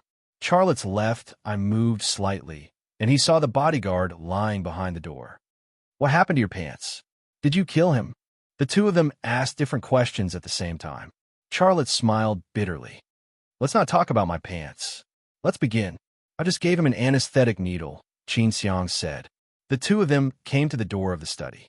Charlotte quickly entered the password on the keyboard, and then placed his right palm on the fingerprint scanner. Click, the door of the study opened. Charlotte reached out to push the door of the study, but his hand stopped in the air. He thought that there was a surveillance camera installed on the wall behind the bookshelf. If he went in like this, he and Qin Xiang would be captured by that surveillance camera. Although there was no one here, didn't mean that there was no one guarding the surveillance terminal. There's a surveillance camera facing the door. It's a bit troublesome, Charlotte said with a frown. Don't worry, Long Bing has taken care of it. Qin Xiang said, it's that person called Ku Jie. He hacked into the family surveillance system. The surveillance terminal's image is constantly repeating, and he can't see us at all. Are you sure? I'm sure. It wasn't Qin Xiang who said this, but Long Bing's voice that came from the receiver in his ear. Charlotte didn't hesitate. He reached out to push the door open and entered the study with Qin Xiang. After entering the study, Charlotte buttoned a button on his shirt and took out the mini receiver in his ear. There's an alarm device? Qin Xiang was an expert in this area. Although Charlotte didn't say anything, he could guess the reason why Charlotte did this. Charlotte nodded. Take yours off too. Put it by the door. If you get close to the bookshelf, the alarm will be triggered. Qin Xiang did the same. Charlotte walked under the bookshelf and pulled the book that Xiaoxian had pulled. The bookshelf moved away and revealed the metal door. Qin Xiang pursed her lips. Germany's Navafin security door. And Jinjian is really willing to spend money. Just this door costs millions, and I can't open it myself. Fingerprints alone aren't enough. Lei, can you do it? Charlotte didn't say anything. He stood in front of the door, entered the password, scanned his fingerprint, and turned the roulette lock to enter the password. Click, click, click. The security door opened, and the space inside was immediately revealed. Charlotte walked in quickly. He didn't even bother to look at the other antiques. He walked directly to the wooden shelf and picked up the sword of Attila. It was heavy in his hand. It felt like it weighed more than 15 kilograms. This weight surprised him. Judging from the size and material of the sword of Attila, its normal weight should be more than 10 kilograms. However, its actual weight was more than twice that. Is it not made of iron? Although Charlotte was curious, he knew very well that this wasn't the time to study the sword of Attila. He turned to leave, but he saw Qin Xiang rolling up an ancient painting and holding an ancient book under her arm. Xiao Lei wanted to stop him, but he swallowed the words that were at the tip of his tongue. Qin Xiang had taken a huge risk to help him. He was a godly thief, so why couldn't he make some money along the way? Anyway, stealing a sword was stealing a painting, and an ancient book was also stealing. That. Qin Xiang looked at Charlotte eagerly. You don't mind making a small fortune, right? Charlotte smiled. Take it if you want. Why would I mind? Don't worry, I won't tell Long Bing and Tang Buchuan. Forget about me, but you're taking such a big risk. You should at least get something in return. Take it, take more. These things belong to Jin Jian anyway. It would be a waste not to take them. As soon as Charlotte spoke, Qin Xiang took a few more things in just a few seconds. As if by magic, he took out a black cloth bag and put all the things into it. The two of them left the study. Charlotte handed the sword of Attila to Qin Xiang to take away while he walked towards his room. He needed to change into a new pair of pants before returning to the dining room to continue his fencing duel with Xiaoxian. Tang Buchuan's plan was to let him get injured during the fencing duel and then leave. However, if Jin Jian and Xiaoxian found out that the things were missing, they might suspect him. It would be more reasonable for him to break open the crotch and go back to change into a new pair of pants. Therefore, compared to Tang Buchuan's plan, his plan was more reasonable and flawless. Just as he walked out of the corridor, Tang Buchuan's voice came through the mini receiver. Is it done? It's done, Charlotte said. I've already prepared a pair of pants for you. They're in the washroom on the first floor, Tang Buchuan said. Charlotte's lips curled into a smile. Okay, I'll go and change right away. Tang Buchuan had even prepared a pair of pants. This was even better. He didn't even need to go back to his room to change. His plan was even more perfect. Entering the washroom on the first floor, Charlotte immediately saw Tang Buchuan smoking in the washroom. There was a plastic bag on the sink beside him, and inside the plastic bag was a pair of pants. As for him, he was only wearing a pair of briefs. This was his so-called pants. Charlotte was speechless. Quickly take off your pants. I'll put them on, Tang Buchuan said. I'll leave first. You can't leave, or else you'll be suspected. You stay, so you can observe the situation and act according to the situation. Charlotte said as he took off his pants, I've already given the things to Qin Xiang to bring out. You guys have to hurry back to the country. Also, you have to prepare a plan to help me return to the country, just in case. Tang Buchuan flicked the cigarette, but in his hand. Don't worry, I'll be ready. I have a plan to deal with all emergencies. Charlotte didn't say anything more.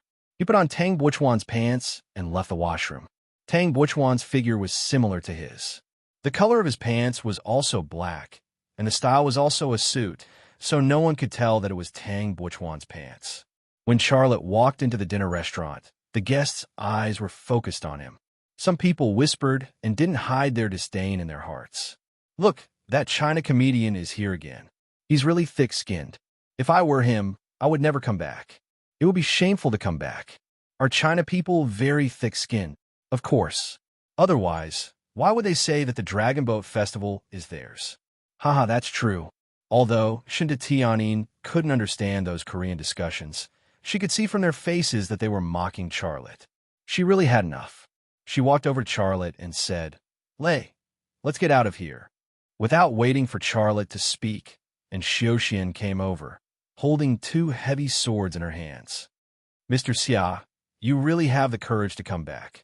I just bet with my friends that you wouldn't dare to come back, but you came back. Well, we should determine the winner. Let's get started. Xiao Lei smiled faintly. All right, it's about time we decide the winner. You. Shinta Tianyin sighed. Don't you understand what's going on? What she wanted to say was, can't you see that he's teasing you? But she couldn't say such words. Charlotte smiled disapprovingly. Don't worry, when do I not know what to do? Shinta Tianyin suddenly froze for a moment. She had heard these words before. At this moment, she seemed to feel that the Charlotte she was familiar with was back. His eyes, his smile, his imposing manner were all like this. And Xiaoxian raised her hand and threw the heavy sword to Charlotte. Charlotte reached out and grabbed it. With a flick of his wrist, the heavy sword trembled and pointed straight at Xiaoxian. This time, Charlotte still held the sword with his left hand.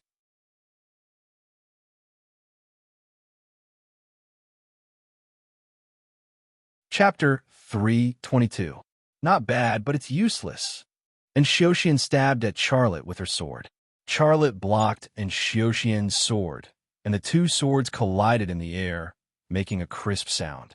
But before Xiaoxian could retract his sword, Charlotte suddenly flicked his wrist, and the bar-shaped sword suddenly bent and slapped in Xiaoxian's face. This crisp sound stupefied Xiaoxian, as well as everyone else. The rules of fencing were thrusts, slashes, and whips were not scored, but a red mark on Xiaoxian's face was more convincing than 100 points. If they were fighting with real swords and knives, and Xiaoxian's face would probably be half gone. Sorry, I was too nervous and accidentally hit your face. Charlotte said apologetically. Are you okay? Sorry, I accidentally hit your face.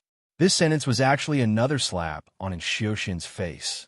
In the duel a few minutes ago, he fiercely attacked Charlotte dozens of times, but he didn't even touch the corner of Charlotte's clothes. But Charlotte, who came back after changing his pants, only needed to hit him in the face with one blow. And Xiaoxian's face was burning. Part of it was pain, but part of it was humiliation. Damn it! And Xiaoxian roared in her heart. She took a step forward and thrust her sword at Xiao Lei. Charlotte calmly responded and blocked with his sword. Ding, ding, ding.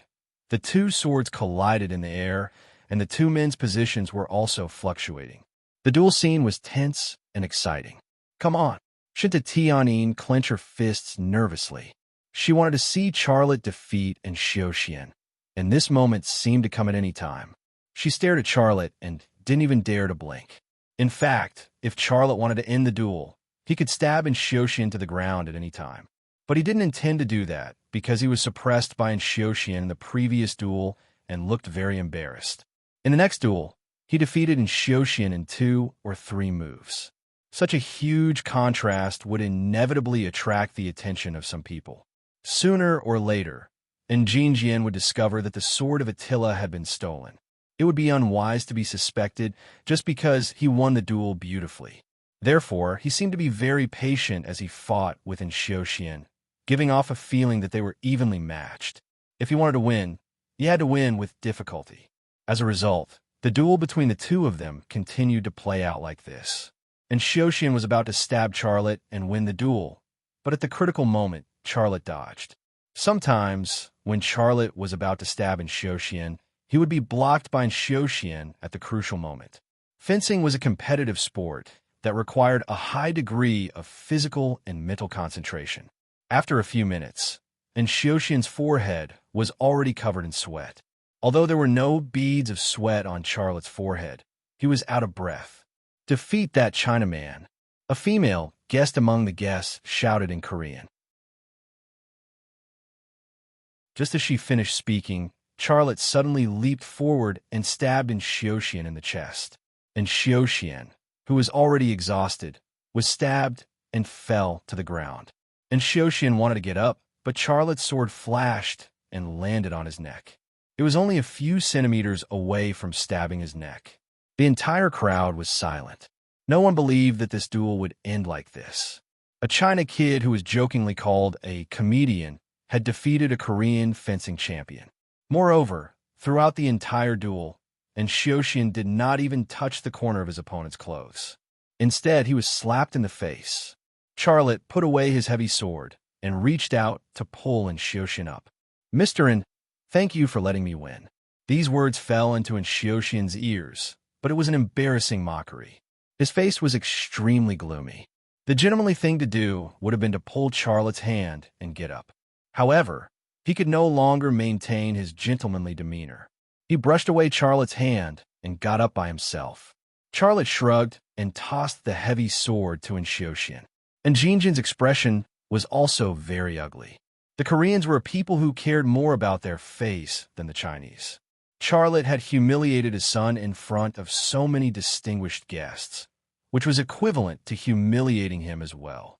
What he wanted to do the most was to chase Charlotte out, but the duel was provoked by Xiaoxian. He could not find any reason to make things difficult for Charlotte.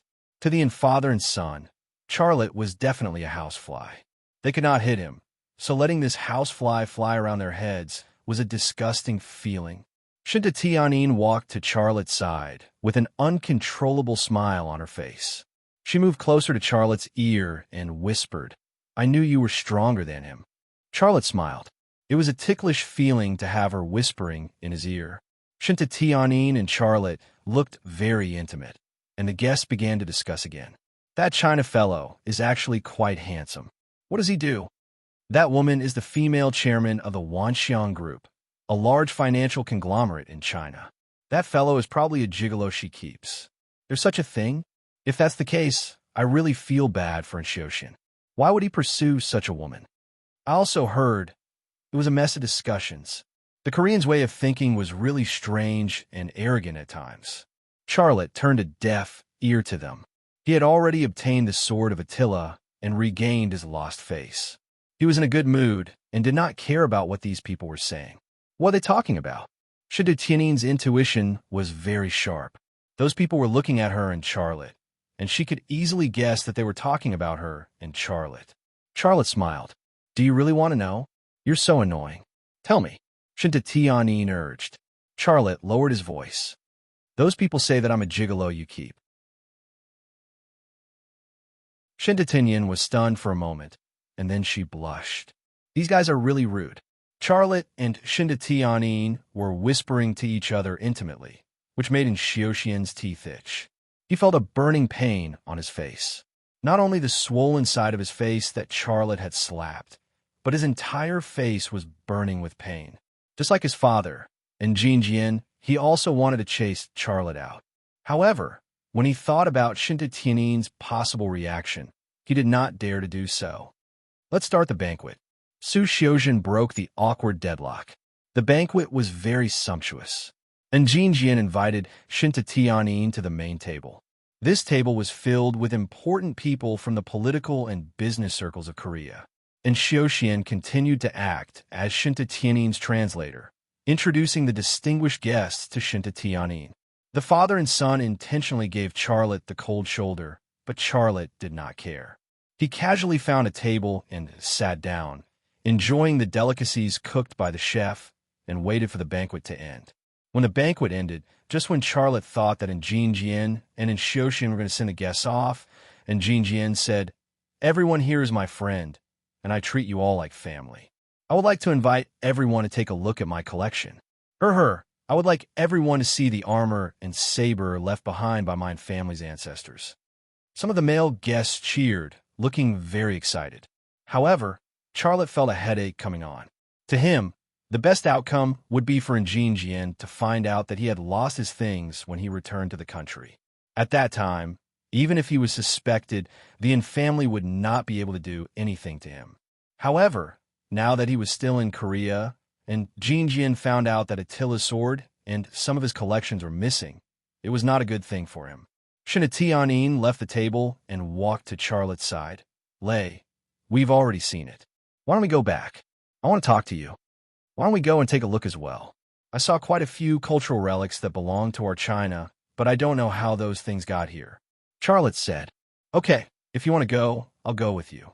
Shinta Tianin said, and Xiuxian originally wanted to invite Shinta Tianin, but seeing that Shinta Tianin was chatting and laughing with Charlotte, he gave up on the idea. He did not want to talk to Charlotte, not even a word. Under Jin's lead, a large group of guests came to the door of his study, and Jin went in first. He did not want anyone to see him inputting the secret technique and checking his fingerprints. A large group of guests stood at the door waiting. Charlotte's expression was very calm, but his heart was not calm at all. He could not help but guess what Jin's reaction would be after discovering that the sword of Attila was stolen. He could not help but guess what Jin would do and how he would deal with it. This was also the reason why he came here. He wanted to pay attention to the development of the situation. This Jin probably wants to show off his taste and strength. Shinta Tianin's voice was very soft. "Although I don't know how he got those cultural relics, we are still the hosts, right? Seeing the antiques and cultural relics that belong to our country is a really strange feeling." Charlotte smiled and said, "You didn't say that before." Shinta Tianin said, "How could I say that in front of Xiuxian? After all, our two companies are still cooperating." The cooperation she was talking about was the Wanxiang Corporation and Divine Domain Corporation building an electronic production base in Korea, mainly producing cell phone accessories and car electronics. The Wanxiang Corporation started off by relying on real estate. After accumulating a large amount of capital, they had already started expanding into overseas markets. She was a very ambitious woman, and she would never be content with the status quo. Charlotte understood her ambition and ability very well, but he still felt a trace of worry for her. Although I'm not familiar with Xiuxian, I can tell that he's not an honest person. There's also Jin. He's simply an old fox. If you're cooperating with a Korean like him, you have to be more cautious. Don't let him take advantage of you. A hint of a smile appeared on Shinta Tianin's lips. Charlotte was still so concerned about her. She felt a warm feeling in her heart, just like in the past. However, she did not think that Xiuxian and Jin would lie to her. Moreover, she also had the ability to prevent such a thing from happening. Thus, she did not take Charlotte's warning to heart. Charlotte sighed softly in his heart and thought to himself, "She still won't listen to my advice easily. Her personality is really too strong." In the study, Jin opened the metal door. He did not take a closer look at the situation inside. Following that, he turned around and opened the door to the study, inviting the guests outside to take a look inside. A large group of guests followed Jin and Xiuxian into the collection room. The moment these guests entered, they could not help but let out gasps of admiration. Some of them even excitedly called out the origins of a certain cultural relic or antique, such as an imperial edict issued by a certain emperor to a certain minister, or a certain painting or calligraphy by a famous artist, or the value of a certain piece of blue and white porcelain, and so on. Hearing these praises, and Jinjian could not help but reveal a smile on his face. However, this smile froze on his face a few seconds later. He suddenly saw that the collection he was most proud of, the Sword of Attila, was no longer on the weapon rack that he was familiar with.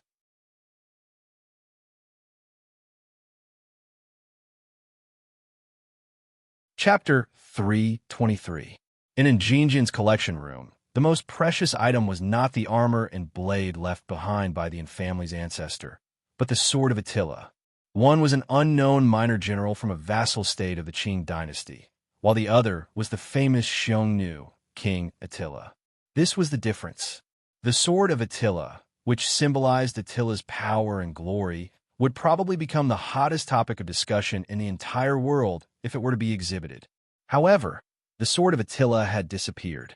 The guests still did not know what had happened. They were still praising the items in the collection room, trying their best to flatter Jinjian. Charlotte and Shinatianin were also chatting and laughing, discussing an imperial edict from the Qing dynasty emperor. However, this was just a pretense. He had been observing the changes in Jinjian's expression the whole time. What's going on? And Xiuxian had also noticed that the Sword of Attila had disappeared, and he immediately became nervous. I was the one who wanted to ask you. What's going on? And Jinjian's voice was filled with anger, as if he would explode at any moment. I don't know, And Xiuxian turned to look at Charlotte and Shinta. He recalled that he had brought Charlotte and Shinta here to admire his ancestor's armor and blade, but he could not link Charlotte and Shinta to what was happening before his eyes. And Jinjian finally exploded, his emotions a little out of control. Everyone quiet down. Everyone quiet down. The guests in the collection room immediately quietened down, and everyone's gazes gathered on Jinjian. And Jinjian said in a deep voice, "Please forgive me, but don't leave this place." The bodyguard who had accompanied Jinjian and had already used his communication device to contact the other bodyguards. Those bodyguards very quickly rushed over and blocked the door of the study, not letting anyone leave.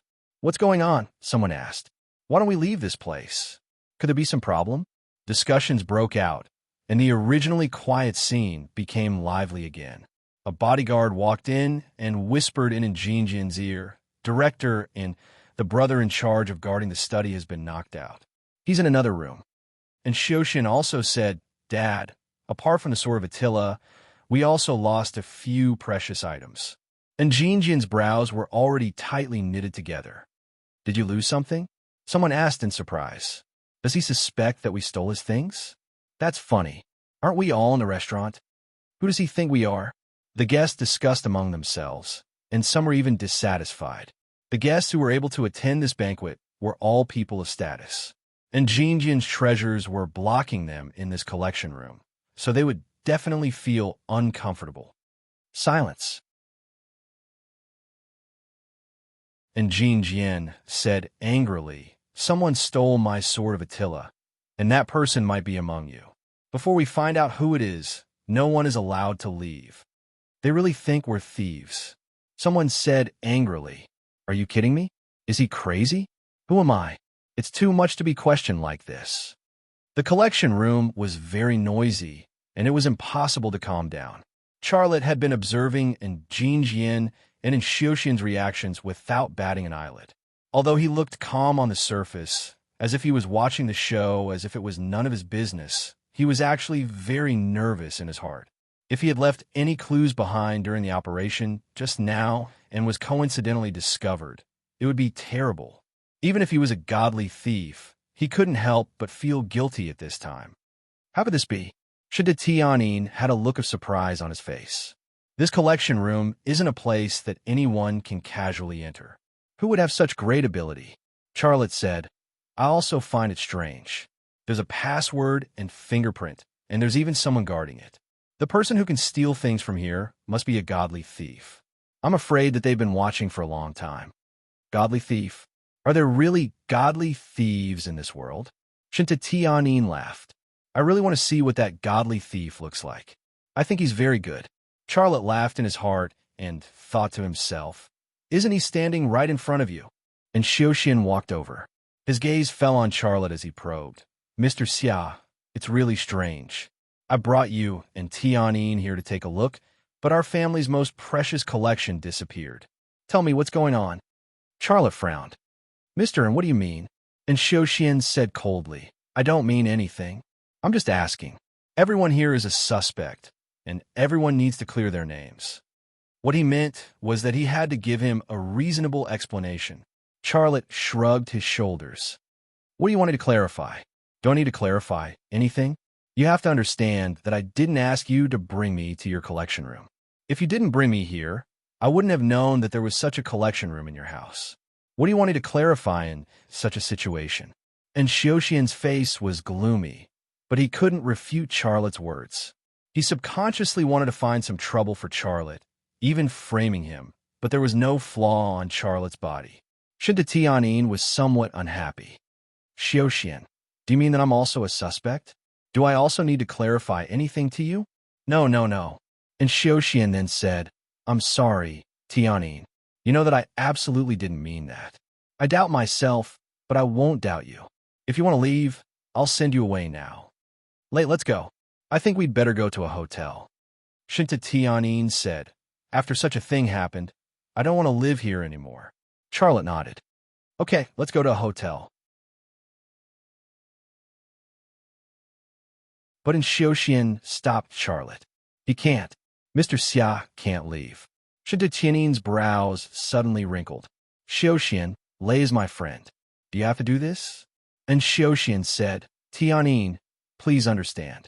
You see, the guests who came to the dinner this time are staying. They are all famous people in South Korea. If Mr. Xia also leaves, then they will also leave. If they all leave, we may let the thief go. Well, I won't leave either. Shinta Tianin was a little angry, and Xiaoxian wanted to explain, but Charlotte said, Tianin, you'd better go. Maybe they will search you later. I don't care, but who are you? You can't lose face. Search me? Shinta Tianin was even angrier. Charlotte. And Xiaoxian was also angry. What nonsense are you talking about? Who said I want to search Tianin? You are a scoundrel. Charlotte sneered. He no longer spoke in Chinese, but in English he said loudly, I'm a scoundrel? I think you're the scoundrel. Do you think we're all thieves? Everyone here is a famous person. Who do you think you are? The president of South Korea? You don't have a right to treat everyone as a suspect. Few of the guests present understood Chinese, but the majority understood English. After all, they were all elites in Seoul, and English was the international language. They were definitely more enthusiastic about learning English than Chinese. Charlotte's clamor in English immediately caused an uproar in the collection room. That's right. They were all famous people. Why were they asked to stay here for investigation? Since Charlotte came to South Korea, and Xiaoxian had been finding trouble for Charlotte and causing trouble for Charlotte. Now, it was Charlotte's turn to find trouble for him and cause trouble for him. Even though Enchantment was the chairman of the Divine Domain Corporation and had a strong influence in the political world, offending so many famous people in one go was definitely not a good thing. Moreover, he was still counting on these people to support him in the next presidential election. And Jinjin's expression became increasingly gloomy. His eyes were like those of an experienced old wolf. However, Xiaoxian was not as calm as Jinjin. He grabbed Charlotte's collar and said coldly, Charlotte, you will die a horrible death. Charlotte did not struggle.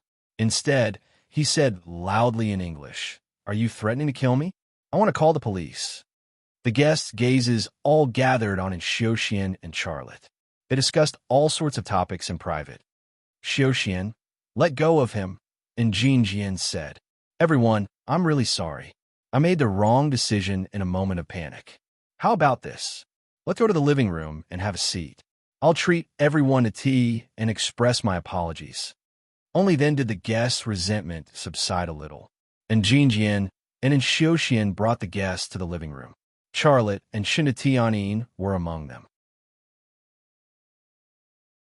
They did not stay in the living room for more than a few minutes before the police arrived. There was a large group of them. The police technicians pulled up the surveillance footage.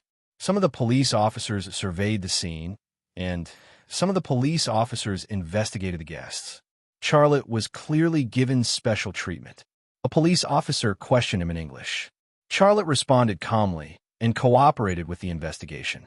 He had guessed every question the police officer asked and had long since prepared the answers. After answering the police officer's questions, Charlotte's gaze shifted to Enchantment. From a moment, Enchantment entered the living room. He had been on the phone. His expression was also very nervous, as if he was deeply worried. Charlotte's heart was filled with doubts. He thought to himself, it's just an ancient sword. Even if it's Attila's sword, it's just a product to Enchantment, a plaything. Even if Attila's sword is worth 200 million or 1 billion, it shouldn't be much to someone like Enchantment, right? But why is he so nervous? For some reason, Charlotte suddenly thought of Attila's sword's abnormal weight. Could it be that Attila's sword was still hiding some secret? Tianyin walked to Charlotte's side. I really regret asking you to accompany me to Korea. You shouldn't have experienced such trouble. Charlotte's thoughts were interrupted by her. He smiled. It's nothing. Compared to the trouble we've experienced in the past, this time is nothing. You don't have to accompany me to the groundbreaking ceremony tomorrow. Once I'm done, we'll go back. Okay. Charlotte was eager for that to be the case. At that moment, Enchantment ended the call. After talking to a police officer for a while, he said loudly, Everyone, I'm deeply sorry for the trouble I've caused you tonight. Please forgive me. With that, he bowed deeply. Enchantment had gotten where he was today, not because of luck, but because of his skill and ability. With his apology, the resentment in the hearts of many of the guests dissipated. Everyone can go back. I'll call you one by one to express my apologies. Enchantment finally let them go. Charlotte and Tianyin left, and Xiaoxian didn't go up to stop Tianyin. He kept staring at Charlotte's back, his eyes filled with malice.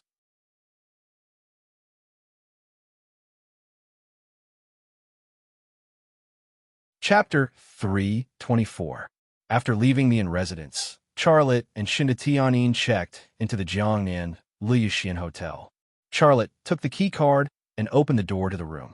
There was a female attendant in the room, but she wasn't doing anything. She was sitting on the sofa with her legs crossed, admiring the bustling street view outside the window. She only retracted her gaze when Charlotte entered the room. Seeing her face clearly, Charlotte's lips curled into a bitter smile. You should know that it's not appropriate for you to appear here. It's very likely that Xiaoxian sent someone to follow me. The woman sitting on the sofa was Longbing. He didn't know if she knew that Charlotte would book this room, or if she entered the room before Charlotte got the keycard. Her appearance was inconceivable, but that was her style. Longbing said indifferently, If I couldn't even deal with Xiaoxian, I wouldn't be here. Charlotte sat on the bed. Where's the sword? It's already been sent back to the country through a secure channel, Longbing said. Charlotte let out a sigh of relief. That's good. That sword is the most important. It's not in Korea, so this is the best outcome. No matter what Enchantment and Xiaoxian do, they won't be able to trace it back to me. Longbing said, You did a great job this time, but what? Your men aren't clean. Longbing frowned slightly. Our target was only the sword of Attila, but he also stole a few valuable antiques from Enchantment. You were there at the time, so why didn't you stop him? Are you here to hold me accountable? Longbing didn't say anything. She just looked at Charlotte quietly. Charlotte said, I was there, and Qin Xiang did take a few things, but I don't think it's a big deal. He took such a big risk, and 101 innings won't give him any rewards. If the mission fails, you won't recognize his identity, and he might even lose his life in Korea. Can't he do something good for himself? Longbing sighed. Don't misunderstand. I'm not here to hold you accountable. I will conceal this matter and not report it. However, you have to warn your people that they can't sell the things they stole for 5 years, or else it will cause trouble. If he becomes the target of Enchantment's investigation because he sold those antiques, his ending will be terrible. Charlotte understood what she meant. If that happened, Qin Xiang's ending would definitely be terrible. Not only would he have to face in Jinjian's investigation and assassination, but he would also have to face 101 innings. As for how the 101 innings would be handled, it was hard to guess. "I will warn him," Charlotte said. "Where is he now?" Long Bing said. "He left after giving me the sword of Attila. I guess he must have a way to leave South Korea." I also eavesdropped on the police's conversation and found out that in Jinjian also lost a few antiques, so I specially came to tell you about this matter. I don't want him to become a hidden danger, and I won't allow him to become a hidden danger. Do you understand what I mean? Charlotte nodded with a bitter smile. At that time, he felt that Qin Xiang should get some benefits, so he didn't stop her. He didn't expect that this matter would bring about such a big hidden danger. However, he was confident that he could persuade Qin Xiang not to sell those antiques. Tomorrow's flight is at 1 p.m. Whether Tianyin leaves or not, you have to leave. Someone will meet you at Incheon Airport, Long Bing said. Charlotte said. Tianyin said that she will leave after the groundbreaking ceremony. I think it's fine. If she doesn't leave, I will go directly to Incheon Airport. Be careful. Long Bing left after saying this. After Long Bing left, Charlotte quietly thought about the world in his room. The process of stealing the sword of Attila replayed in his mind, especially the scene of holding the sword of Attila in his hand. The relic city of the White Xiongnu tribe was built during the heyday of the Xiongnu tribe. The compass of the Ming dynasty pointed to that relic. The two are separated by thousands of years of history. So how could they be related? Also, the weight of the sword of Attila is obviously not right. It's definitely not a normal ancient sword. It's a pity that I didn't have time to take a closer look at it. This time, before I hand it over to Tia of the Great Moon Empire, I must take a closer look. Charlotte thought quietly. Knock, knock, knock. There was a knock on the door. Charlotte's thoughts were interrupted, and his gaze shifted to the door. His left eye twitched slightly, and the person standing outside the door entered his vision. Standing outside the door was Fu Mingmei. She looked a little impatient. She knocked on the door twice. Charlotte got up and walked over, saying, "Who is it?" "It's me." It was Fu Mingmei's voice. Charlotte opened the door. "What's the matter?" "Sister Tianyin would like to invite you for a cup of coffee. She wants to talk to you," Fu Mingmei said. Charlotte looked at the wristwatch on his hand. It was already past 10 p.m., but he did not reject it. "All right, where is it?" "It's at the hotel's cafe," Fu Mingmei said. "Come with me." Charlotte left the room and followed Fu Mingmei to the hotel's cafe. In the elevator, Fu Mingmei asked casually, "I heard that you had a duel with Xiaoxian at the Yin family and even won. Is that true?" "I was just playing with him." Fu Mingmei laughed. "How can you just play around? He's your rival in love. If you win the duel, Sister Tianyin will give you bonus points." Bonus points again. Charlotte didn't want to hear this word, but he didn't show it on his face. Entering the cafe, Charlotte saw a coffee table next to the floor-to-ceiling window at a glance. She leaned back on the sofa and quietly looked at the street outside the window. Gangnam District was the most prosperous business district in Seoul. It was a world of luxury. Charlotte sat opposite Shinta Tianyin. The waiter came over and ordered a cup of black coffee. "I can't sleep. I want to talk to you." Shinta Tianyin broke the silence between the two. She looked at Charlotte with a special gaze. Charlotte smiled. "I can't sleep either. What are we talking about? Do we need to find a topic to talk to each other?" Shinta Tianyin's tone was a little reproachful. Charlotte said awkwardly, "Actually, I have a lot to talk to you about, but what?" "Nothing." Charlotte didn't know what to say. Shinta Tianyin sighed, and her gaze shifted outside the window. Her thoughts were drifting up and down the bizarre and dazzling street scene, and her heart seemed to be drifting up and down. "I really missed the time when we were together. There was nothing we didn't talk about. In order to protect me, you were even willing to give up your life. In order to cooperate with me, you weren't even afraid that your ex-girlfriend, Liang Xiao, would misunderstand our relationship." There was a trace of sadness in her voice. "But now, there seems to be an additional barrier between us. I don't understand what's going on. Can you tell me why?" Charlotte felt the same way. He was silent for a moment before, saying, "People will change with the environment. Sometimes we can't do anything about it." Shinta Tianin's eyes returned to Charlotte. "So, are you the one who has changed? Or am I the one who has changed? Are you the one who has changed? Or am I the one who has changed?" It was a simple question, but Charlotte couldn't answer it. Shinta Tianin was an extremely arrogant and outstanding woman. She was also very strong-willed, but even so, she had once opened her heart to Charlotte. At that time, as long as Charlotte put in a little more effort, he could have had everything, but he chose Liang Xiao. Later, Liang Xiao betrayed him, and he was hurt, so he was no longer willing to give his feelings easily. In addition, his career was in a critical period of development, so he didn't think about personal feelings at all. Therefore, he missed the best time to conquer Shinta Tianin. On the other side, Shinta Tianin had also changed because of the betrayal of her family. She would no longer trust anyone easily, and her open heart was slowly closing. She knew very well in her heart that she liked Charlotte, but if Charlotte wanted to get her, he had to become the best man and conquer her again. The standard answer to this question was actually already there. Both of them had changed because of what had happened in the environment around them. Forget it. Let's talk about business. Shinta Tianin changed the topic. "I heard that you built a military factory in the capital. That's amazing. Not everyone could do such a business, but you did it," Charlotte said with a smile. "I can make money and contribute a little to the country's defense construction. This kind of business is really good.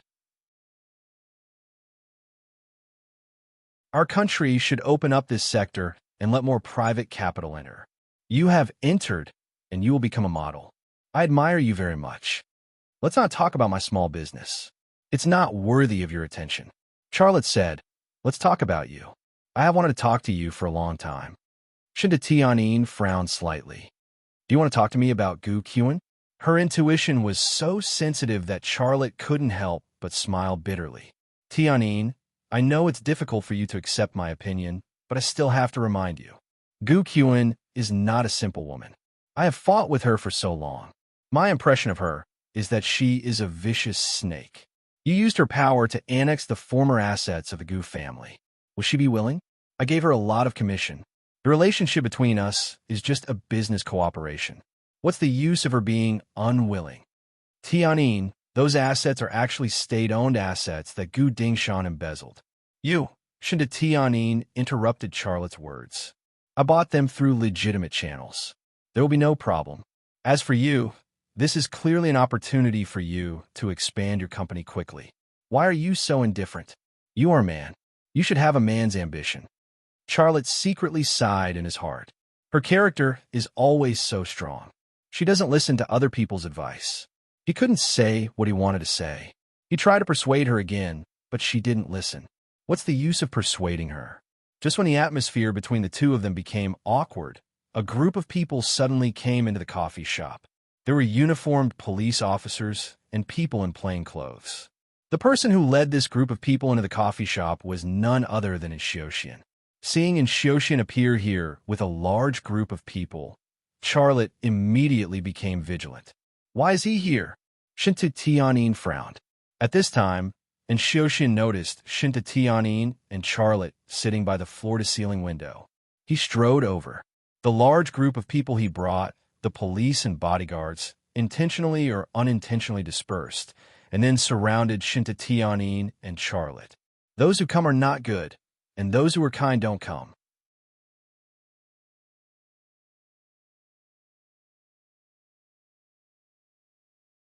Chapter 325. And Xiaoxian's sudden appearance made Charlotte think of two possibilities. The first possibility was that his and Qin Xiang's actions had left some clues, and Xiaoxian had brought people to catch them. The second possibility was that his and Qin Xiang's actions didn't leave any clues that could be traced, and Xiaoxian had brought people to take advantage of this matter to mess with him. In order to get Shinta Tianin and to regain the face that he had lost tonight, and Xiaoxian might do this. This was South Korea, his home ground, and he didn't have to be afraid like he was in China. In fact, as one of Shinta Tianin's pursuers, and Xiaoxian didn't dare to go against Gu Kawu in China because of this reason. That was China, Gukawu's home ground, and he had too many restrictions. But here, he had almost no restrictions. Apart from these two possibilities, Charlotte couldn't think of any other possibilities. However, no matter which one it was a big trouble for him. Just as Charlotte was analyzing the matter in his heart, and Xiaoxian came over and sneered, "Mr. Xia, you're really in a good mood. You're still in the mood to drink tea with Tianyin at this time." Charlotte smiled. Did what happened in your house alarm the South Korean president? And now he's implementing a curfew? Who I drink coffee with? Is it any of your business? Shinta Tianyin nudged Charlotte's toes under the table, hinting him not to provoke in Xiaoxian. She had already smelled trouble from the uniformed policeman. However, Charlotte's sarcasm had angered in Xiaoxian. He slapped the coffee table and said angrily, "Charlotte, I suspect that you stole my family's antiques, which are worth 2 billion yuan. You have to come with us." Charlotte put away the smile on his face, and his voice turned cold. "You'd better watch your words. You said that I stole your antiques, but do you have evidence? A witness or evidence?" "Evidence? You want evidence?" And Xiaoxian was furious. "I'll give you evidence." A person stood out from Xiaoxian's entourage. It was the family's housekeeper, Chui Minghu. He sneered, "I saw you enter our chairman's study room and steal the antique." This was the evidence of Xiaoxian. Even if there was no evidence, he could create evidence at will. This was obviously a frame-up, but Charlotte was relieved, because Chui Minghu jumped out to testify, which meant that the police and family didn't find anything. The second possibility was that Xiaoxian was using this opportunity to mess with him. "I see." Charlotte stood up. "You want to frame me, don't you?" And Xiaoxian said, "Whether or not they framed you, you can go and tell the police and the prosecutor, but you have to come with me now." Charlotte took out his phone. "I'll call our consulate right away." Without waiting for Charlotte to dial, Xiaoxian gave him a look, and a policeman rushed up and shouted in Korean, "Put down your phone. Otherwise, I'll shoot." The policeman drew his gun very quickly. Before Charlotte dialed the first number, the gun in his hand was already pointed at Charlotte's head. Charlotte put down his phone, and his eyes quickly swept across the cafe. In 2 or 3 seconds, the passageways on the left and right, as well as the people in the cafe, came into his sight one by one. From the number of people in the cafe to the expressions on everyone's faces, which direction they were looking at, and so on, everything was like a static 3D picture in his brain, clear and clear. Not only did his brain present such a static 3D picture, but it was also analyzing the best route to escape. Moreover, this was not the kind of analysis that could be done just by thinking about it, but an analysis that was so detailed that it was terrifying. For example, he could slap away the pistol of the policeman holding the gun, and then rush out from his side, pushing a woman standing at the next table to his pursuers. After 3 steps, he could grab the coffee pot on the other coffee table that was still steaming and throw it on Xiaoxian. These scenes automatically rehearsed in Charlotte's brain, and in the blink of an eye, he sorted out the best escape route for him. And he was also surprised to find that when he was in danger and his mind was highly focused, his brain's computing power would be greatly improved. Coupled with his left eye, it was simply an incredible existence. Did the left eye or the AE capsule affect his brain? This question had been bothering Charlotte. He had always had this speculation and analysis, but there was no result. But this time, his brain suddenly displayed an amazing computing and analytical ability. This was no longer a speculation, but a sign. "Put your hands up." The policeman holding the gun shouted at Charlotte.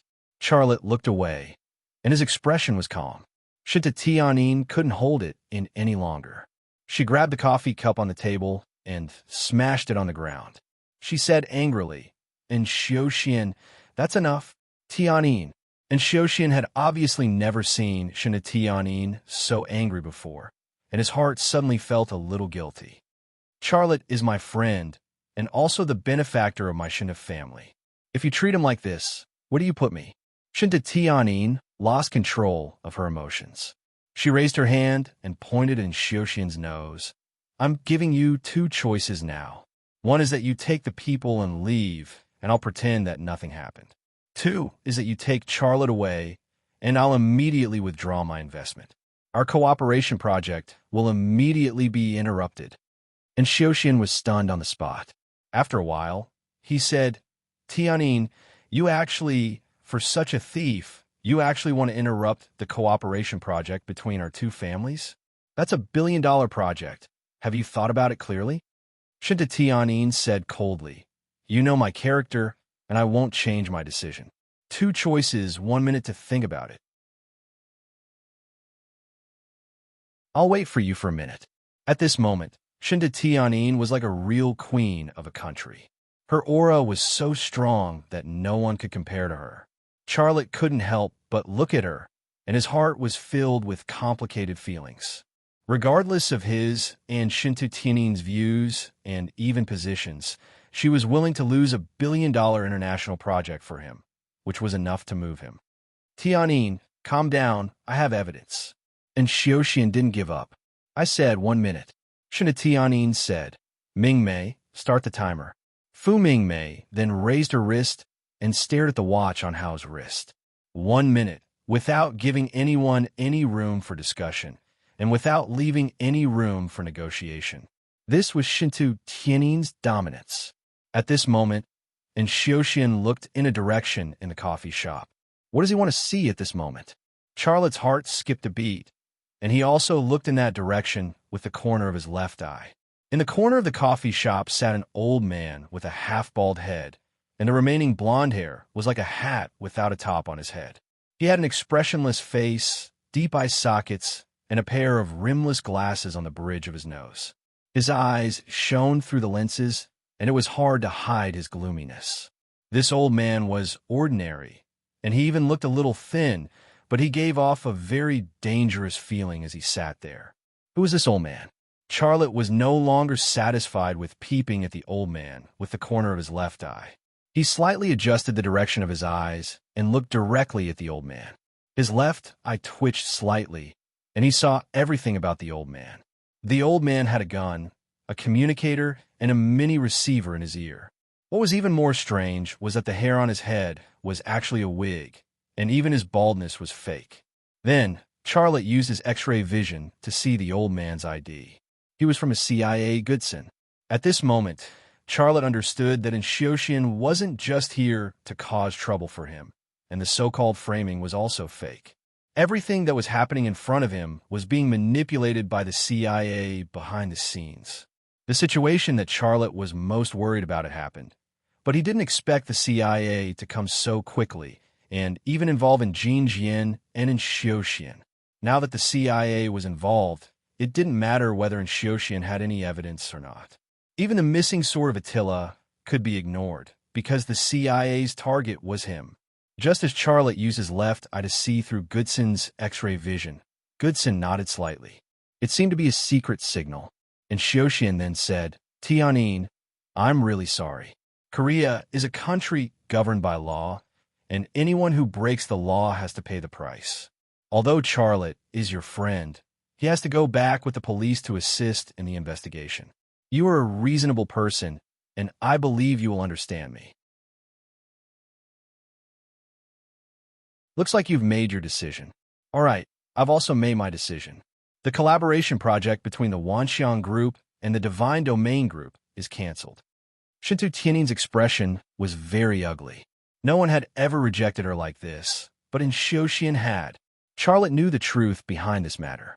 If the CIA hadn't gotten involved, Xiaoxian would most likely have compromised and found another opportunity to frame him.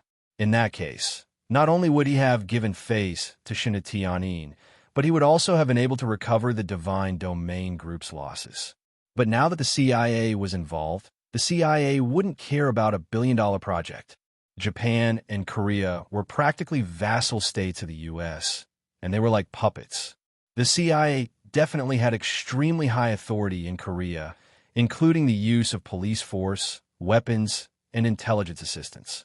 In other words, Charlotte's current situation was actually more dangerous than in Afghanistan, because in Afghanistan, he at least had the sniper rifle that he had personally modified, Tang Yuyin, and the agents of 101 innings. But here, he had nothing. Take him away. And Xiaoxian said, Another police officer removed the handcuffs from his belt and went forward to handcuff Charlotte. Lei, I'll call our consulate right now. Shinta Tianyin took out his phone. What are you doing? A police officer followed up and snatched the phone from Shinta Tianyin's hand. Fu Mingmei was instantly enraged and wanted to hit the police officer. However, Charlotte blocked her. It's none of your business. Leave here and go back to your country. You? Shinta Tianyin didn't expect Charlotte to say that, and her heart felt as if it had been pierced by a needle. Sister Tianyin, he doesn't appreciate it at all. Fu Mingmei was also angry. If he wants us to leave, we'll leave. He's Sun Wukong, and he's very capable. He'll fly back himself, and we don't have to worry about him. Go. Stop talking nonsense. Charlotte roared. His face was cold, and he didn't give them any face at all. Shinta Tianyin and Fu Mingmei looked at each other, then turned and left. They didn't know what trouble Charlotte had encountered, and they didn't even know who Charlotte's enemy was. Charlotte fiercely told them to leave, but he was actually protecting them, because once she fell into the hands of the CIA, even if she was Shinta Tianyin, they wouldn't give her any face. If she interfered with the CIA's operation, even God wouldn't be able to save her. Shinta Tianyin and Fu Mingmei really left the cafe, and Xiaoxian smiled. This time, it wasn't a sneer, but a genuine smile from the bottom of her heart. She smiled happily. You're really tactful. Charlotte also smiled. I've always been tactful.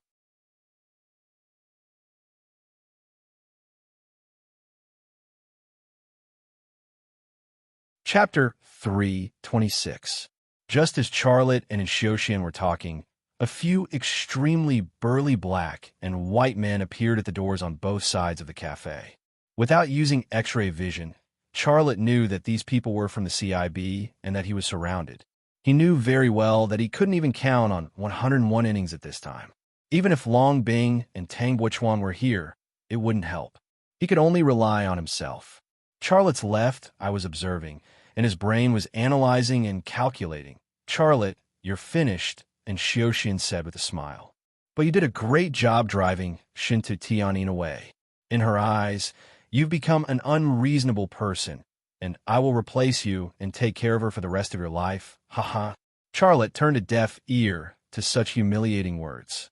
His gaze moved to Goodson. The CIB had surrounded the cafe, and Goodson looked very relaxed. He didn't avoid Charlotte's gaze at all and looked back at Charlotte. There was a hint of a smile at the corner of his mouth. Charlotte's gaze quickly swept across the cafe again, including the doors on both sides. Unfortunately, he didn't see Liang Xiao. Give me your hand. The police officer holding the handcuffs said fiercely to Charlotte. Charlotte extended his hand, but he didn't cooperate with the police officer who was about to handcuff him. Instead, he suddenly grabbed the hand of the police officer who was pointing a gun at his head. As soon as he grabbed it, he pulled hard, and the armed policeman crashed into his arms with both of them. And Xiaoxian roared, "Don't you dare!" Charlotte raised his leg and kicked between Xiaoxian's legs. And Xiaoxian suddenly knelt on the ground. Her mouth was wide open, but she couldn't make a sound.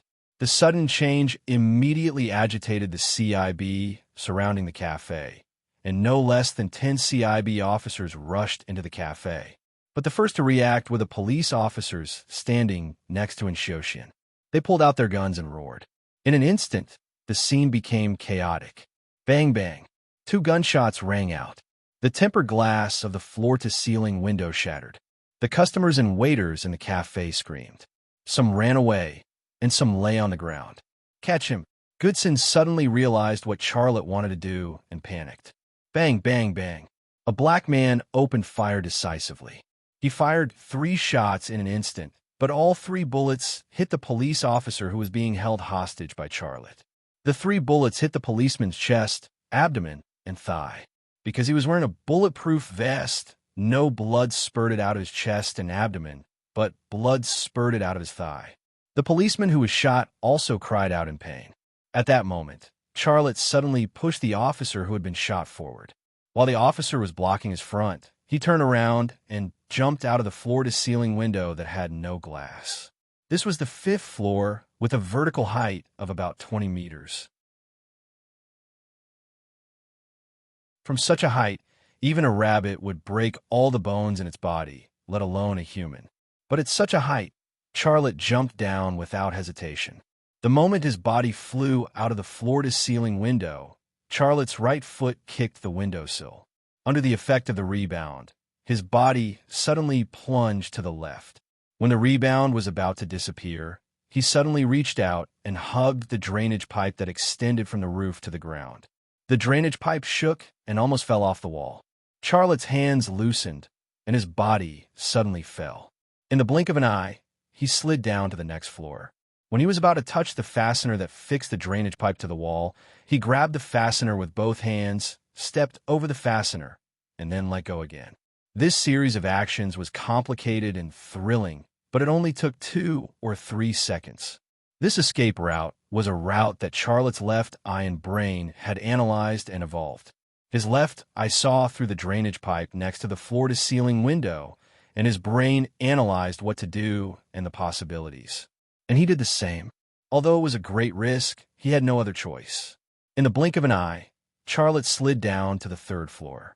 The black gunman and the 2 armed policemen stuck their heads out of the broken floor-to-ceiling window at almost the same time and aimed at him. Charlotte's legs kicked the wall, and his body suddenly shot out of the drainage pipe. Bang, bang, bang, a few bullets hit the drainage pipe and the wall. The plastic drainage pipe was shattered, and sparks flew from the wall. Boom! Charlotte's body smashed into a Hyundai parked downstairs. The roof of the car immediately caved in, and his internal organs and brain suffered a violent shock. It felt like the organs in his body were about to burst out of his body, and it was very uncomfortable. The black gunman and the 2 policemen by the floor-to-ceiling window on the 5th floor adjusted their direction and fired again. Charlotte rolled down from the roof, and a few bullets hit and penetrated the roof. Goodson also stuck his head out of the broken floor-to-ceiling window, but he only saw the back of Charlotte running. A bunch of trash. Chase after him. Goodson roared. No matter what, we have to catch him in Korea. The traffic on the road was heavy, and the streets were filled with people. The prosperity of the Gangnam district was like a dream. To find and catch Charlotte in such an environment was no different from finding a needle in the sea. Not to mention anything else, just the vision of his left eye, which could cover a range of more than 4,000 meters, made it very difficult for people to catch him to even get close to him. After entering a mall and exiting from another mall, Charlotte had changed into a set of casual clothes. He wore a black jacket, blue jeans, and a pair of New Balance sneakers. He also wore a baseball cap on his head. He pulled the brim of the cap very low, so that people couldn't see his face clearly. The baseball cap also allowed him to avoid the surveillance cameras on the streets and in stores. When he left the mall, Charlotte removed his phone and threw it into a trash can. On the street, a Korean youth with dyed blonde hair was playing with his phone. Charlotte walked over to him, patted him on the shoulder, and said in Korean, "Hey, do you want to get rich?" The blonde youth looked up at Charlotte. In the end, the main character in the game had been killed. He immediately frowned. This was a curse. It said, "Bastard, do you want to die?" Charlotte wasn't angry at all. He took out his wallet and took out a stack of 50,000 Korean won. It was brand new Korean won worth about 1 million. He waved the Korean won at the blonde youth and said with a smile, "Use this money to buy your phone." "Are you crazy?" The Korean youth looked at Charlotte in a daze. Charlotte said, "Are you selling it or not? If not, I'll find someone else to buy it from." "Sell it, but give me the money first." The Korean youth was very cautious, afraid that Charlotte would cheat him of his phone. His phone was actually a Samsung smartphone, a very cheap type. The money that Charlotte gave him was enough to buy more than a dozen of such phones. Charlotte handed the money to the Korean youth. The youth took the money and checked whether it was real. After confirming that it was real money, he handed the phone to Charlotte.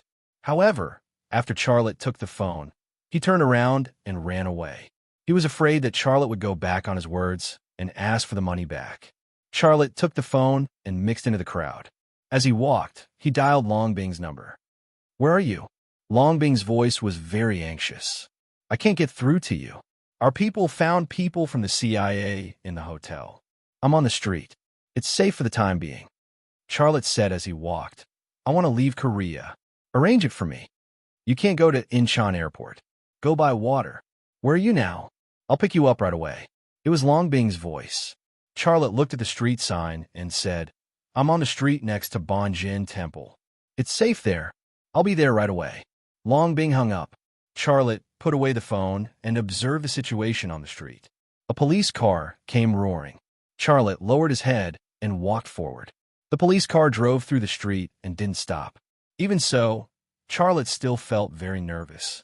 If he was discovered at this time, it was bound to lead to a new round of pursuit. The police car drove out of the street in a blink of an eye, but there was also a shrill siren coming from another street. At this time, it was unknown how many police officers and agents from the Korean Intelligence Department were involved in the operation to arrest him. In a foreign country, unfamiliar streets, whistling sirens, cold guns, and who knew how many plainclothes agents were mixed in the crowd. All of this brought great pressure to Charlotte and made him angry. I'm not a criminal, but they are so unscrupulous in arresting me. Why? In Afghanistan, they ambushed me, indiscriminately killed the agents of 101 innings, and fired rockets at the White Han tribe.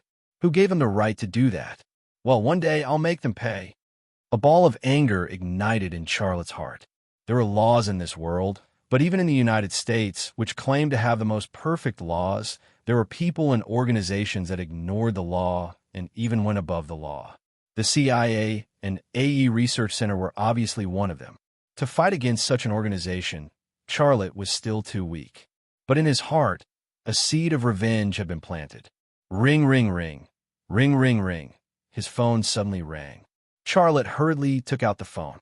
The screen didn't show Long Bing's number, but a local number in Korea. Charlotte hesitated for a moment and finally hung up. This was someone else's phone. The person who picked up the phone might be a friend of the Korean youth who sold him the phone. There was no need to pick up such a call. Ring, ring, ring. Ring, ring, ring. The phone suddenly rang again, and it was the same number. Charlotte hung up again. Ring, ring, ring. Ring, ring, ring. The phone rang for the third time, and it was the same number. Charlotte suddenly felt a little strange. He answered the phone, and then he heard a woman's anxious voice, "Lay, get out of there." Charlotte's body suddenly froze. Although it was an unfamiliar Korean number, and he couldn't see the woman's face, he was very familiar with the voice. It was Leong Xiao's voice. Did you hear me? It was Leong Xiao's voice. You made a mistake. You're making an international call, and I'll be able to find you. Get out of here. A piercing siren suddenly sounded, and several police cars appeared on both sides of the street. There was also a black Chevrolet Suburban off-road vehicle, and the entire street was blocked. I'm leaving. Charlotte hung up the phone and threw it on the ground. Then he quickly got into the green belt next to the sidewalk, climbed over the wall, and entered Bonjin Temple. The police lights flashed, and a large group of Korean police and plainclothes agents surrounded him.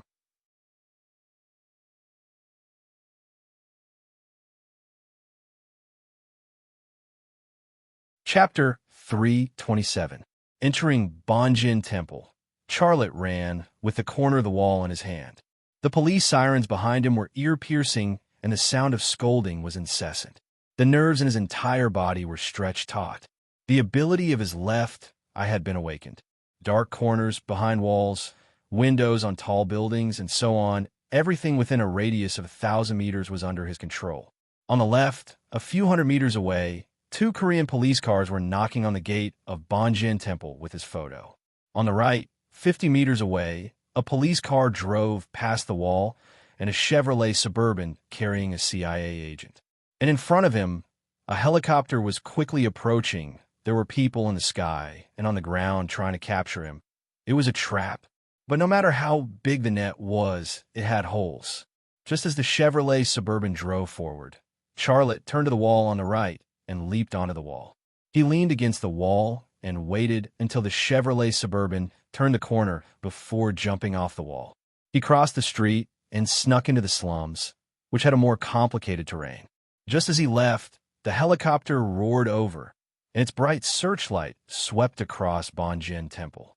At the same time, a large number of police officers and South Korean military officers swarmed the entrance, If he had been 2 minutes late, Charlotte would have been trapped inside Bonjin Temple. Passing through the alley, a motorcycle sped toward him from the other side of the road. The female rider on the motorcycle was wearing a tight leather jacket. She was curvaceous, and her long legs were alluring.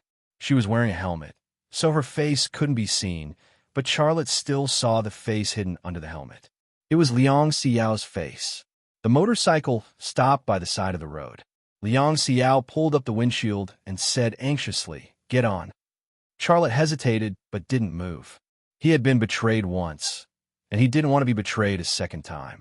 If this was a scene between Liang Xiao and the CIA director, then he would be the poor guy who was fooled. "You don't have time," Liang Xiao said anxiously. "Please believe me. I'm not lying to you this time. If I wanted to lie to you, why would I call you? Do you know what I'm facing?" A few minutes ago, she had made that call to Charlotte. She was facing the consequences of betraying the CIA and the punishment for betraying the CIA, and it was very serious. A police car appeared on the other side of the road, its siren tearing through the silence of the night sky. In the sky, another helicopter also flew over. Since they couldn't find Charlotte in the Reverend Grace Temple, they would definitely expand their search area. Not to mention the Gangnam district, the entire Seoul was under martial law. Charlotte really didn't have time to think about it. If he had a choice, he wouldn't have gotten into Liang Xiao's car. Unfortunately, he had no other choice. Charlotte walked quickly and got on the motorcycle. Liang Xiao handed him a helmet. He put on and hugged Liang Xiao's waist. Liang Xiao released the clutch and stepped on the accelerator. The motorcycle rushed forward like a beast. The direction she chose was the same as Charlotte's. It was also a ghetto with complicated terrain. The night wind whistled past their ears, and the police car and helicopter were left behind. Charlotte's heart was filled with complicated feelings. It had something to do with the dense military police cars, and special agents chasing after him. But it also had something to do with Liang Xiao. He hugged Liang Xiao's waist. It was still the waist that he was familiar with, soft and slender. He didn't know how many times he had hugged it, but the feeling this time was completely different. He couldn't describe that feeling. The two of them didn't speak along the way. They avoided the crowded roads and only chose the remote alleys. 10 minutes later, the motorcycle arrived at the ghetto next to the Gangnam district. The bustling scene from before was like an illusion. There were no skyscrapers or dazzling neon lights, nor were there spacious and clean streets. All they could see were low shacks, plastic sheets, and cobweb-like wires. The streets were narrow, and garbage could be seen everywhere, exuding an unpleasant smell. This was the rural-urban fringe of Korea. It was said that Korea was picturesque, but only when one arrived at the ghetto of Seoul would one realize that there was an ugly side to every place. Liang Xiao drove the motorcycle into a shack. There were a lot of cardboard and plastic bags piled up in the yard of the shack. There were also some sofas and other messy things that had been thrown away. A big yellow dog barked at the motorcycle, and the chain rattled as it pulled on it. Liang Xiao took off her helmet and scolded, "Stop barking." The big yellow dog seemed to understand Chinese. It tucked its tail between its legs and crawled into its kennel. This situation confused Charlotte. All the signs showed that Liang Xiao was familiar with this place, including the dog. A middle-aged man walked out of the shack. He had a yellow face, a thick beard, and long hair that hadn't been washed for a long time. He was simply a bear, but this was just a facade. This middle-aged man was very tall, and his eyes were very sharp. At first glance, one could tell that he was not a scavenger. "Go outside and keep an eye on him. If anything happens, contact me immediately," Liang Xiao said. "Okay."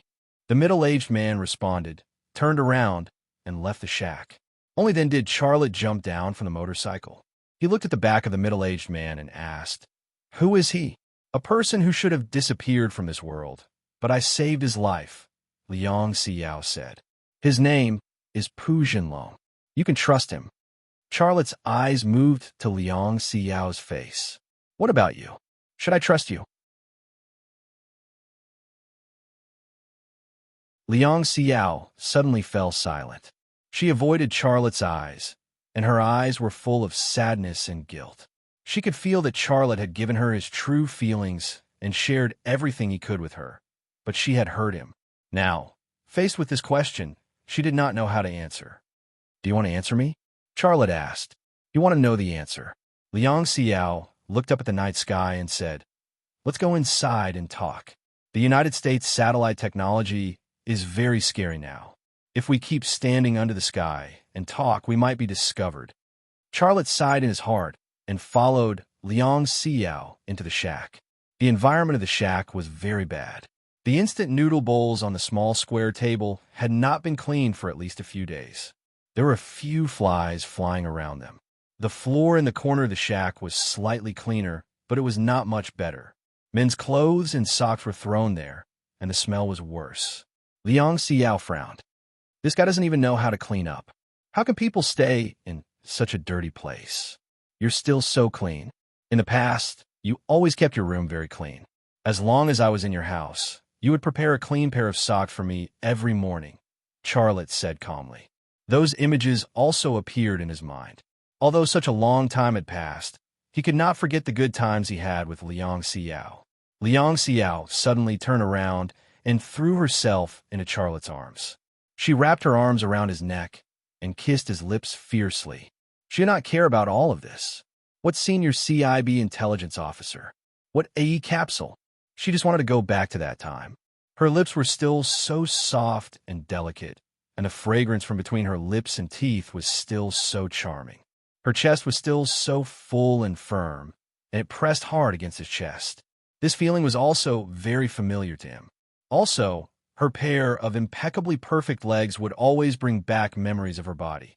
However, Charlotte still pushed Liang Xiao away. Liang Xiao still wanted to come over, and he took another step back. He did not say anything, but this was his attitude. "You," Liang Xiao said faintly. "Are you not willing to forgive me?" Charlotte shook his head with a bitter smile. "Some things can't be undone. I was in so much pain when you left. You hurt me so deeply. It was not easy for me to walk out of that pain. Why did you appear in my life again?" A thin layer of mist appeared in Liang Xiao's eyes. "Your life was in danger.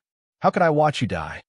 In fact, even if Liang Xiao did not call and did not come to pick up Charlotte, he was confident that he could escape from the encirclement. Because he could discover his captors before they found him, he could avoid them in advance. However, Liang Xiao did come and risked her life to save him. How could he not appreciate this? It was just that he did not want to show it. It's not worth it for you to do this.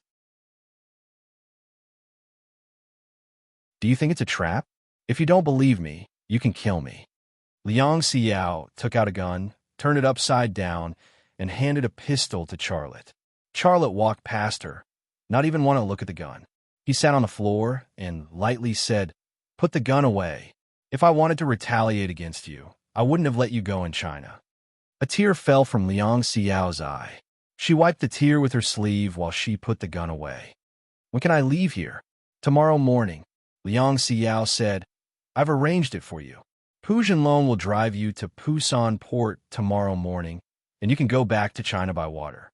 Her route was the same as Longbing's. "What about you?" Charlotte asked. "Do you still care about me?"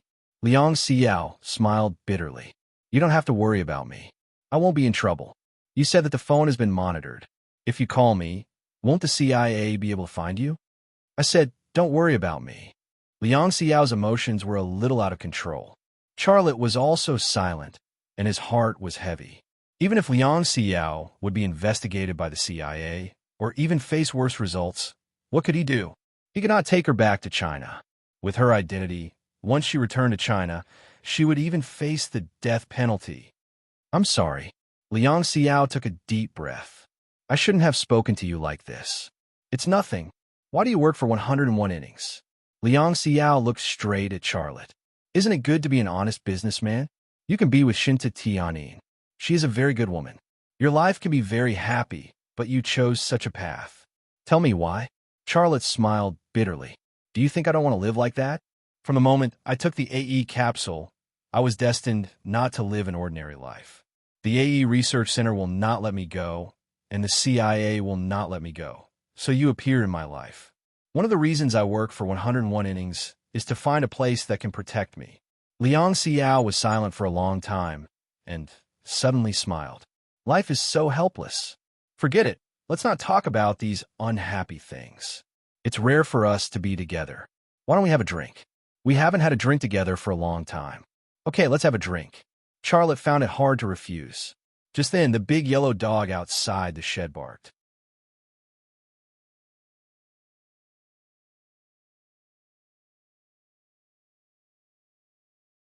Chapter 328. If Pu Jinlong had returned, the big yellow dog outside the shed would not have barked. Its cry immediately made Xia Lei and Liang Xiao, who were in the hut, nervous. Neither of them were ordinary people, so even the slightest movement would alert them. Almost at the same time, both of their eyes moved to the direction of the door. You stay here. I'll go and take a look. Liang Xiao walked to the door with a gun. At this time, Charlotte had already seen through the wall of the shed and saw the scene outside. He saw Pu Jinlong and the woman with a gun behind him, Long Bing. Long Bing pointed a gun at Pu Jinlong's head. This scene shocked Charlotte.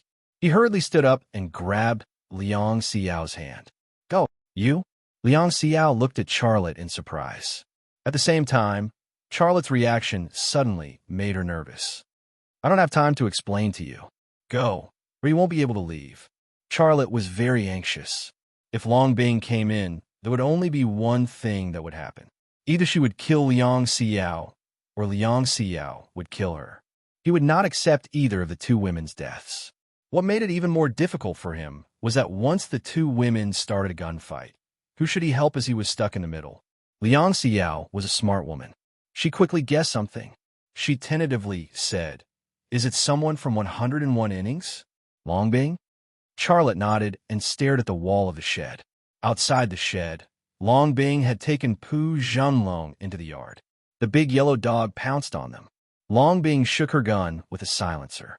The big yellow dog's forehead suddenly burst into a flower of blood, and then he fell to the ground.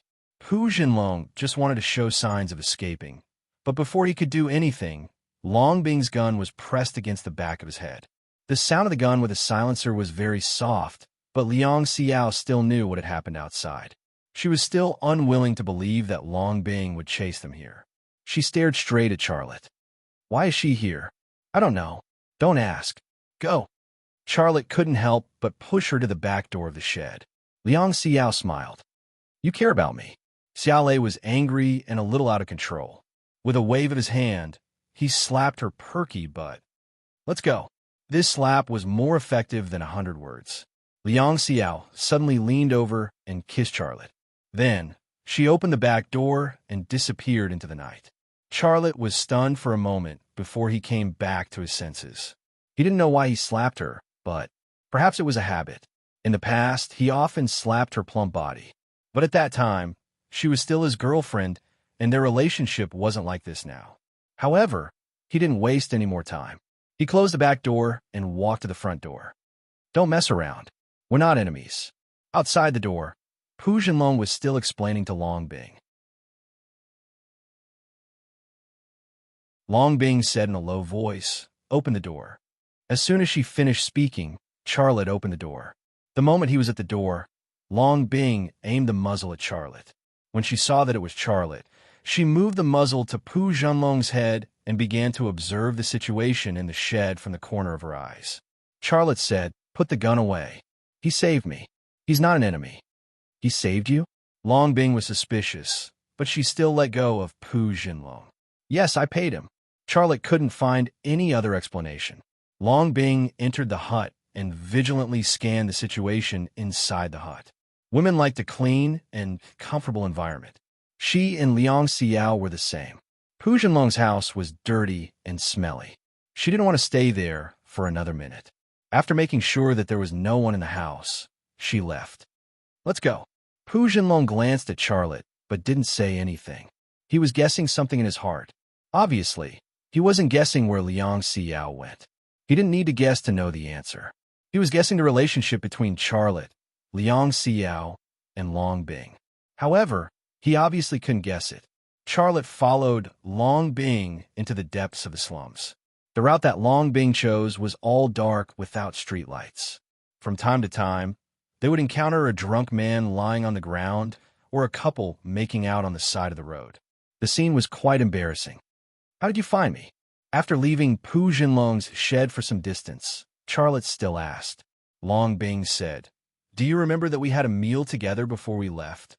Xia Lei was curious why she brought up the topic of food, but he still went along with her. "Yeah, you even said it's a graduation feast." "Then do you remember that I got you a bowl of porridge?" "Why did you talk about porridge?" "If you don't want to tell me, then forget it." "Aren't I telling you? There's a locator in that bowl of porridge. It's not a GPS, it's our Big Dipper locator. I can find you, but the CIA can't," Long Bing said. Charlotte was stunned for a moment. "You're in my stomach. You have a special identity. You're a special talent of our country, and we have to rely on you to rescue Tang Yuyin and a few experts in Afghanistan, so you can't have any accidents. I put a locator in your stomach. Even if you're caught, we can save you. This is a last resort. The reason why I didn't tell you was because I didn't want you to be distracted." Charlotte laughed self-deprecatingly. "So, you're giving me preferential treatment? Don't say things out of anger. We're all doing this for the benefit of the country." Long Bing turned around and rolled her eyes at Charlotte. "Not only do you have it in your stomach, but I also have it. Tang Wuchuan also has it. Your friend doesn't have it. If it weren't for you, I would have sent him to prison for 10 years. Don't.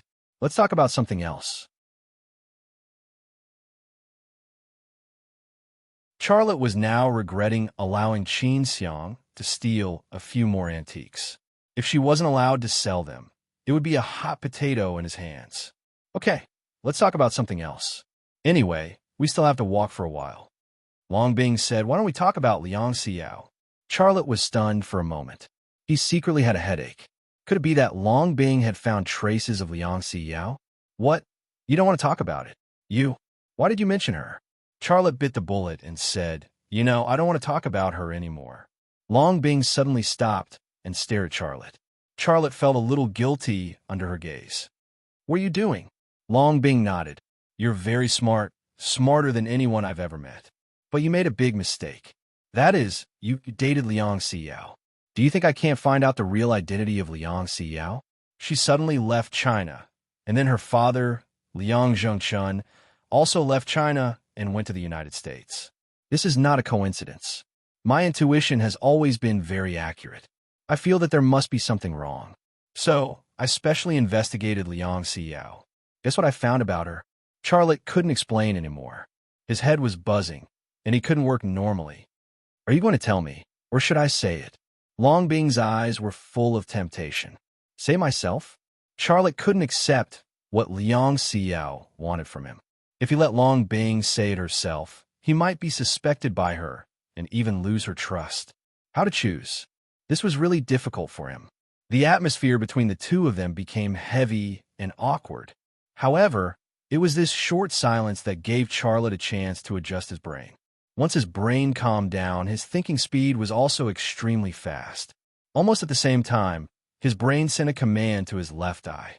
His left eye twitched slightly, and the clothes in front of Long Bing's chest disappeared without a sound. One side of her towering snow-white chest was exposed, and then this towering snow-white chest quickly melted like snow under the sun, revealing the hidden heart. Long Bing's heart rate was on the low side, and it didn't beat more than 10 times in 10 seconds. Under normal circumstances, a woman's heart rate was between 60 to 70, and it would be faster when she was exercising, excited, or angry. Her current heart rate matched her heart rate when she was asleep. She didn't sleep, but her heart rate was when she was asleep. What did this mean? This meant that she was deliberately controlling her heartbeat to make herself look calm. If she found out about Liang Xiao's identity, she would definitely be angry. Even if she looked calm on the surface, the emotions in her heart couldn't be eliminated, which would inevitably affect her heartbeat. She didn't have any emotions of anger, only suspicion and testing. In less than 30 seconds, Charlotte ended his deep X-ray vision of Long Bing. He secretly breathed a sigh of relief, and there was a smile on his face. "I actually want to know more about her. I've only been with her for a few months. It's not long, but it's not short either. I actually don't know much about her, especially her past. She never told me. I only know that she studied in the United States. If you know, you can tell me if you want to. If not, then forget it. I'm not that interested anyway. After all, we've broken up. With this answer, even if Long Bing found out something in the future, he could disassociate himself from it. You really don't want to say it? Charlotte shrugged. I've told you everything I can. How can I tell you what I don't know? I say, when did you become so wishy-washy? Long Bing curled the corner of her mouth slightly, turned around, and walked down the alley. Forget it. Let's not talk about that woman. Let's go. Walking out of the alley, Charlotte saw a container truck with the words Sunshine Seafood written in Korean. Then he saw Tang Bochuan sitting in the driver's seat. The guy was already dressed in a standard blue-collar outfit, and there was a thick black beard on his lips. Before Long Bing and Charlotte could approach, Tang Bochuan got out of the car. He opened the door of the container truck and gestured for Long Bing and Charlotte to go in. Charlotte climbed into the container truck. There were a lot of seafood in the container truck, including flounder and squid frozen in ice. The smell was very fishy. Long Bing also climbed into the container truck. She reached out and opened a bottom panel, revealing a 2-meter-long and 1-meter-wide secret compartment. There were some old clothes in the secret compartment, and it looked like a coffin. Charlotte knew that this was his hiding place, but just as he was about to climb in, Long Bing climbed in first and occupied the most comfortable position. No way, you want to hide too? Charlotte had a headache. Such a small space was suitable for hiding one person, but it would be too crowded to hide 2 people. There's also a hogwash truck. Do you want to take that one? Tang Bochuan said with a smile. Charlotte looked at Tang Bochuan speechlessly, then bit the bullet and got into the secret compartment.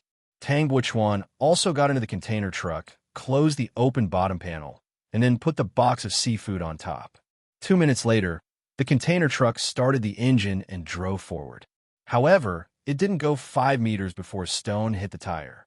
The 2 people in the secret compartment suddenly stuck together, face to face, chest to chest, and legs to legs, as if they were glued together. Don't think too much, or my gun will fire, Long Bing said in Charlotte's ear. But at this moment, the container truck violently bumped again, and Charlotte's mouth suddenly uncontrollably stuck to Long Bing's cherry lips. You're tuning into the Warrior Lore YouTube channel.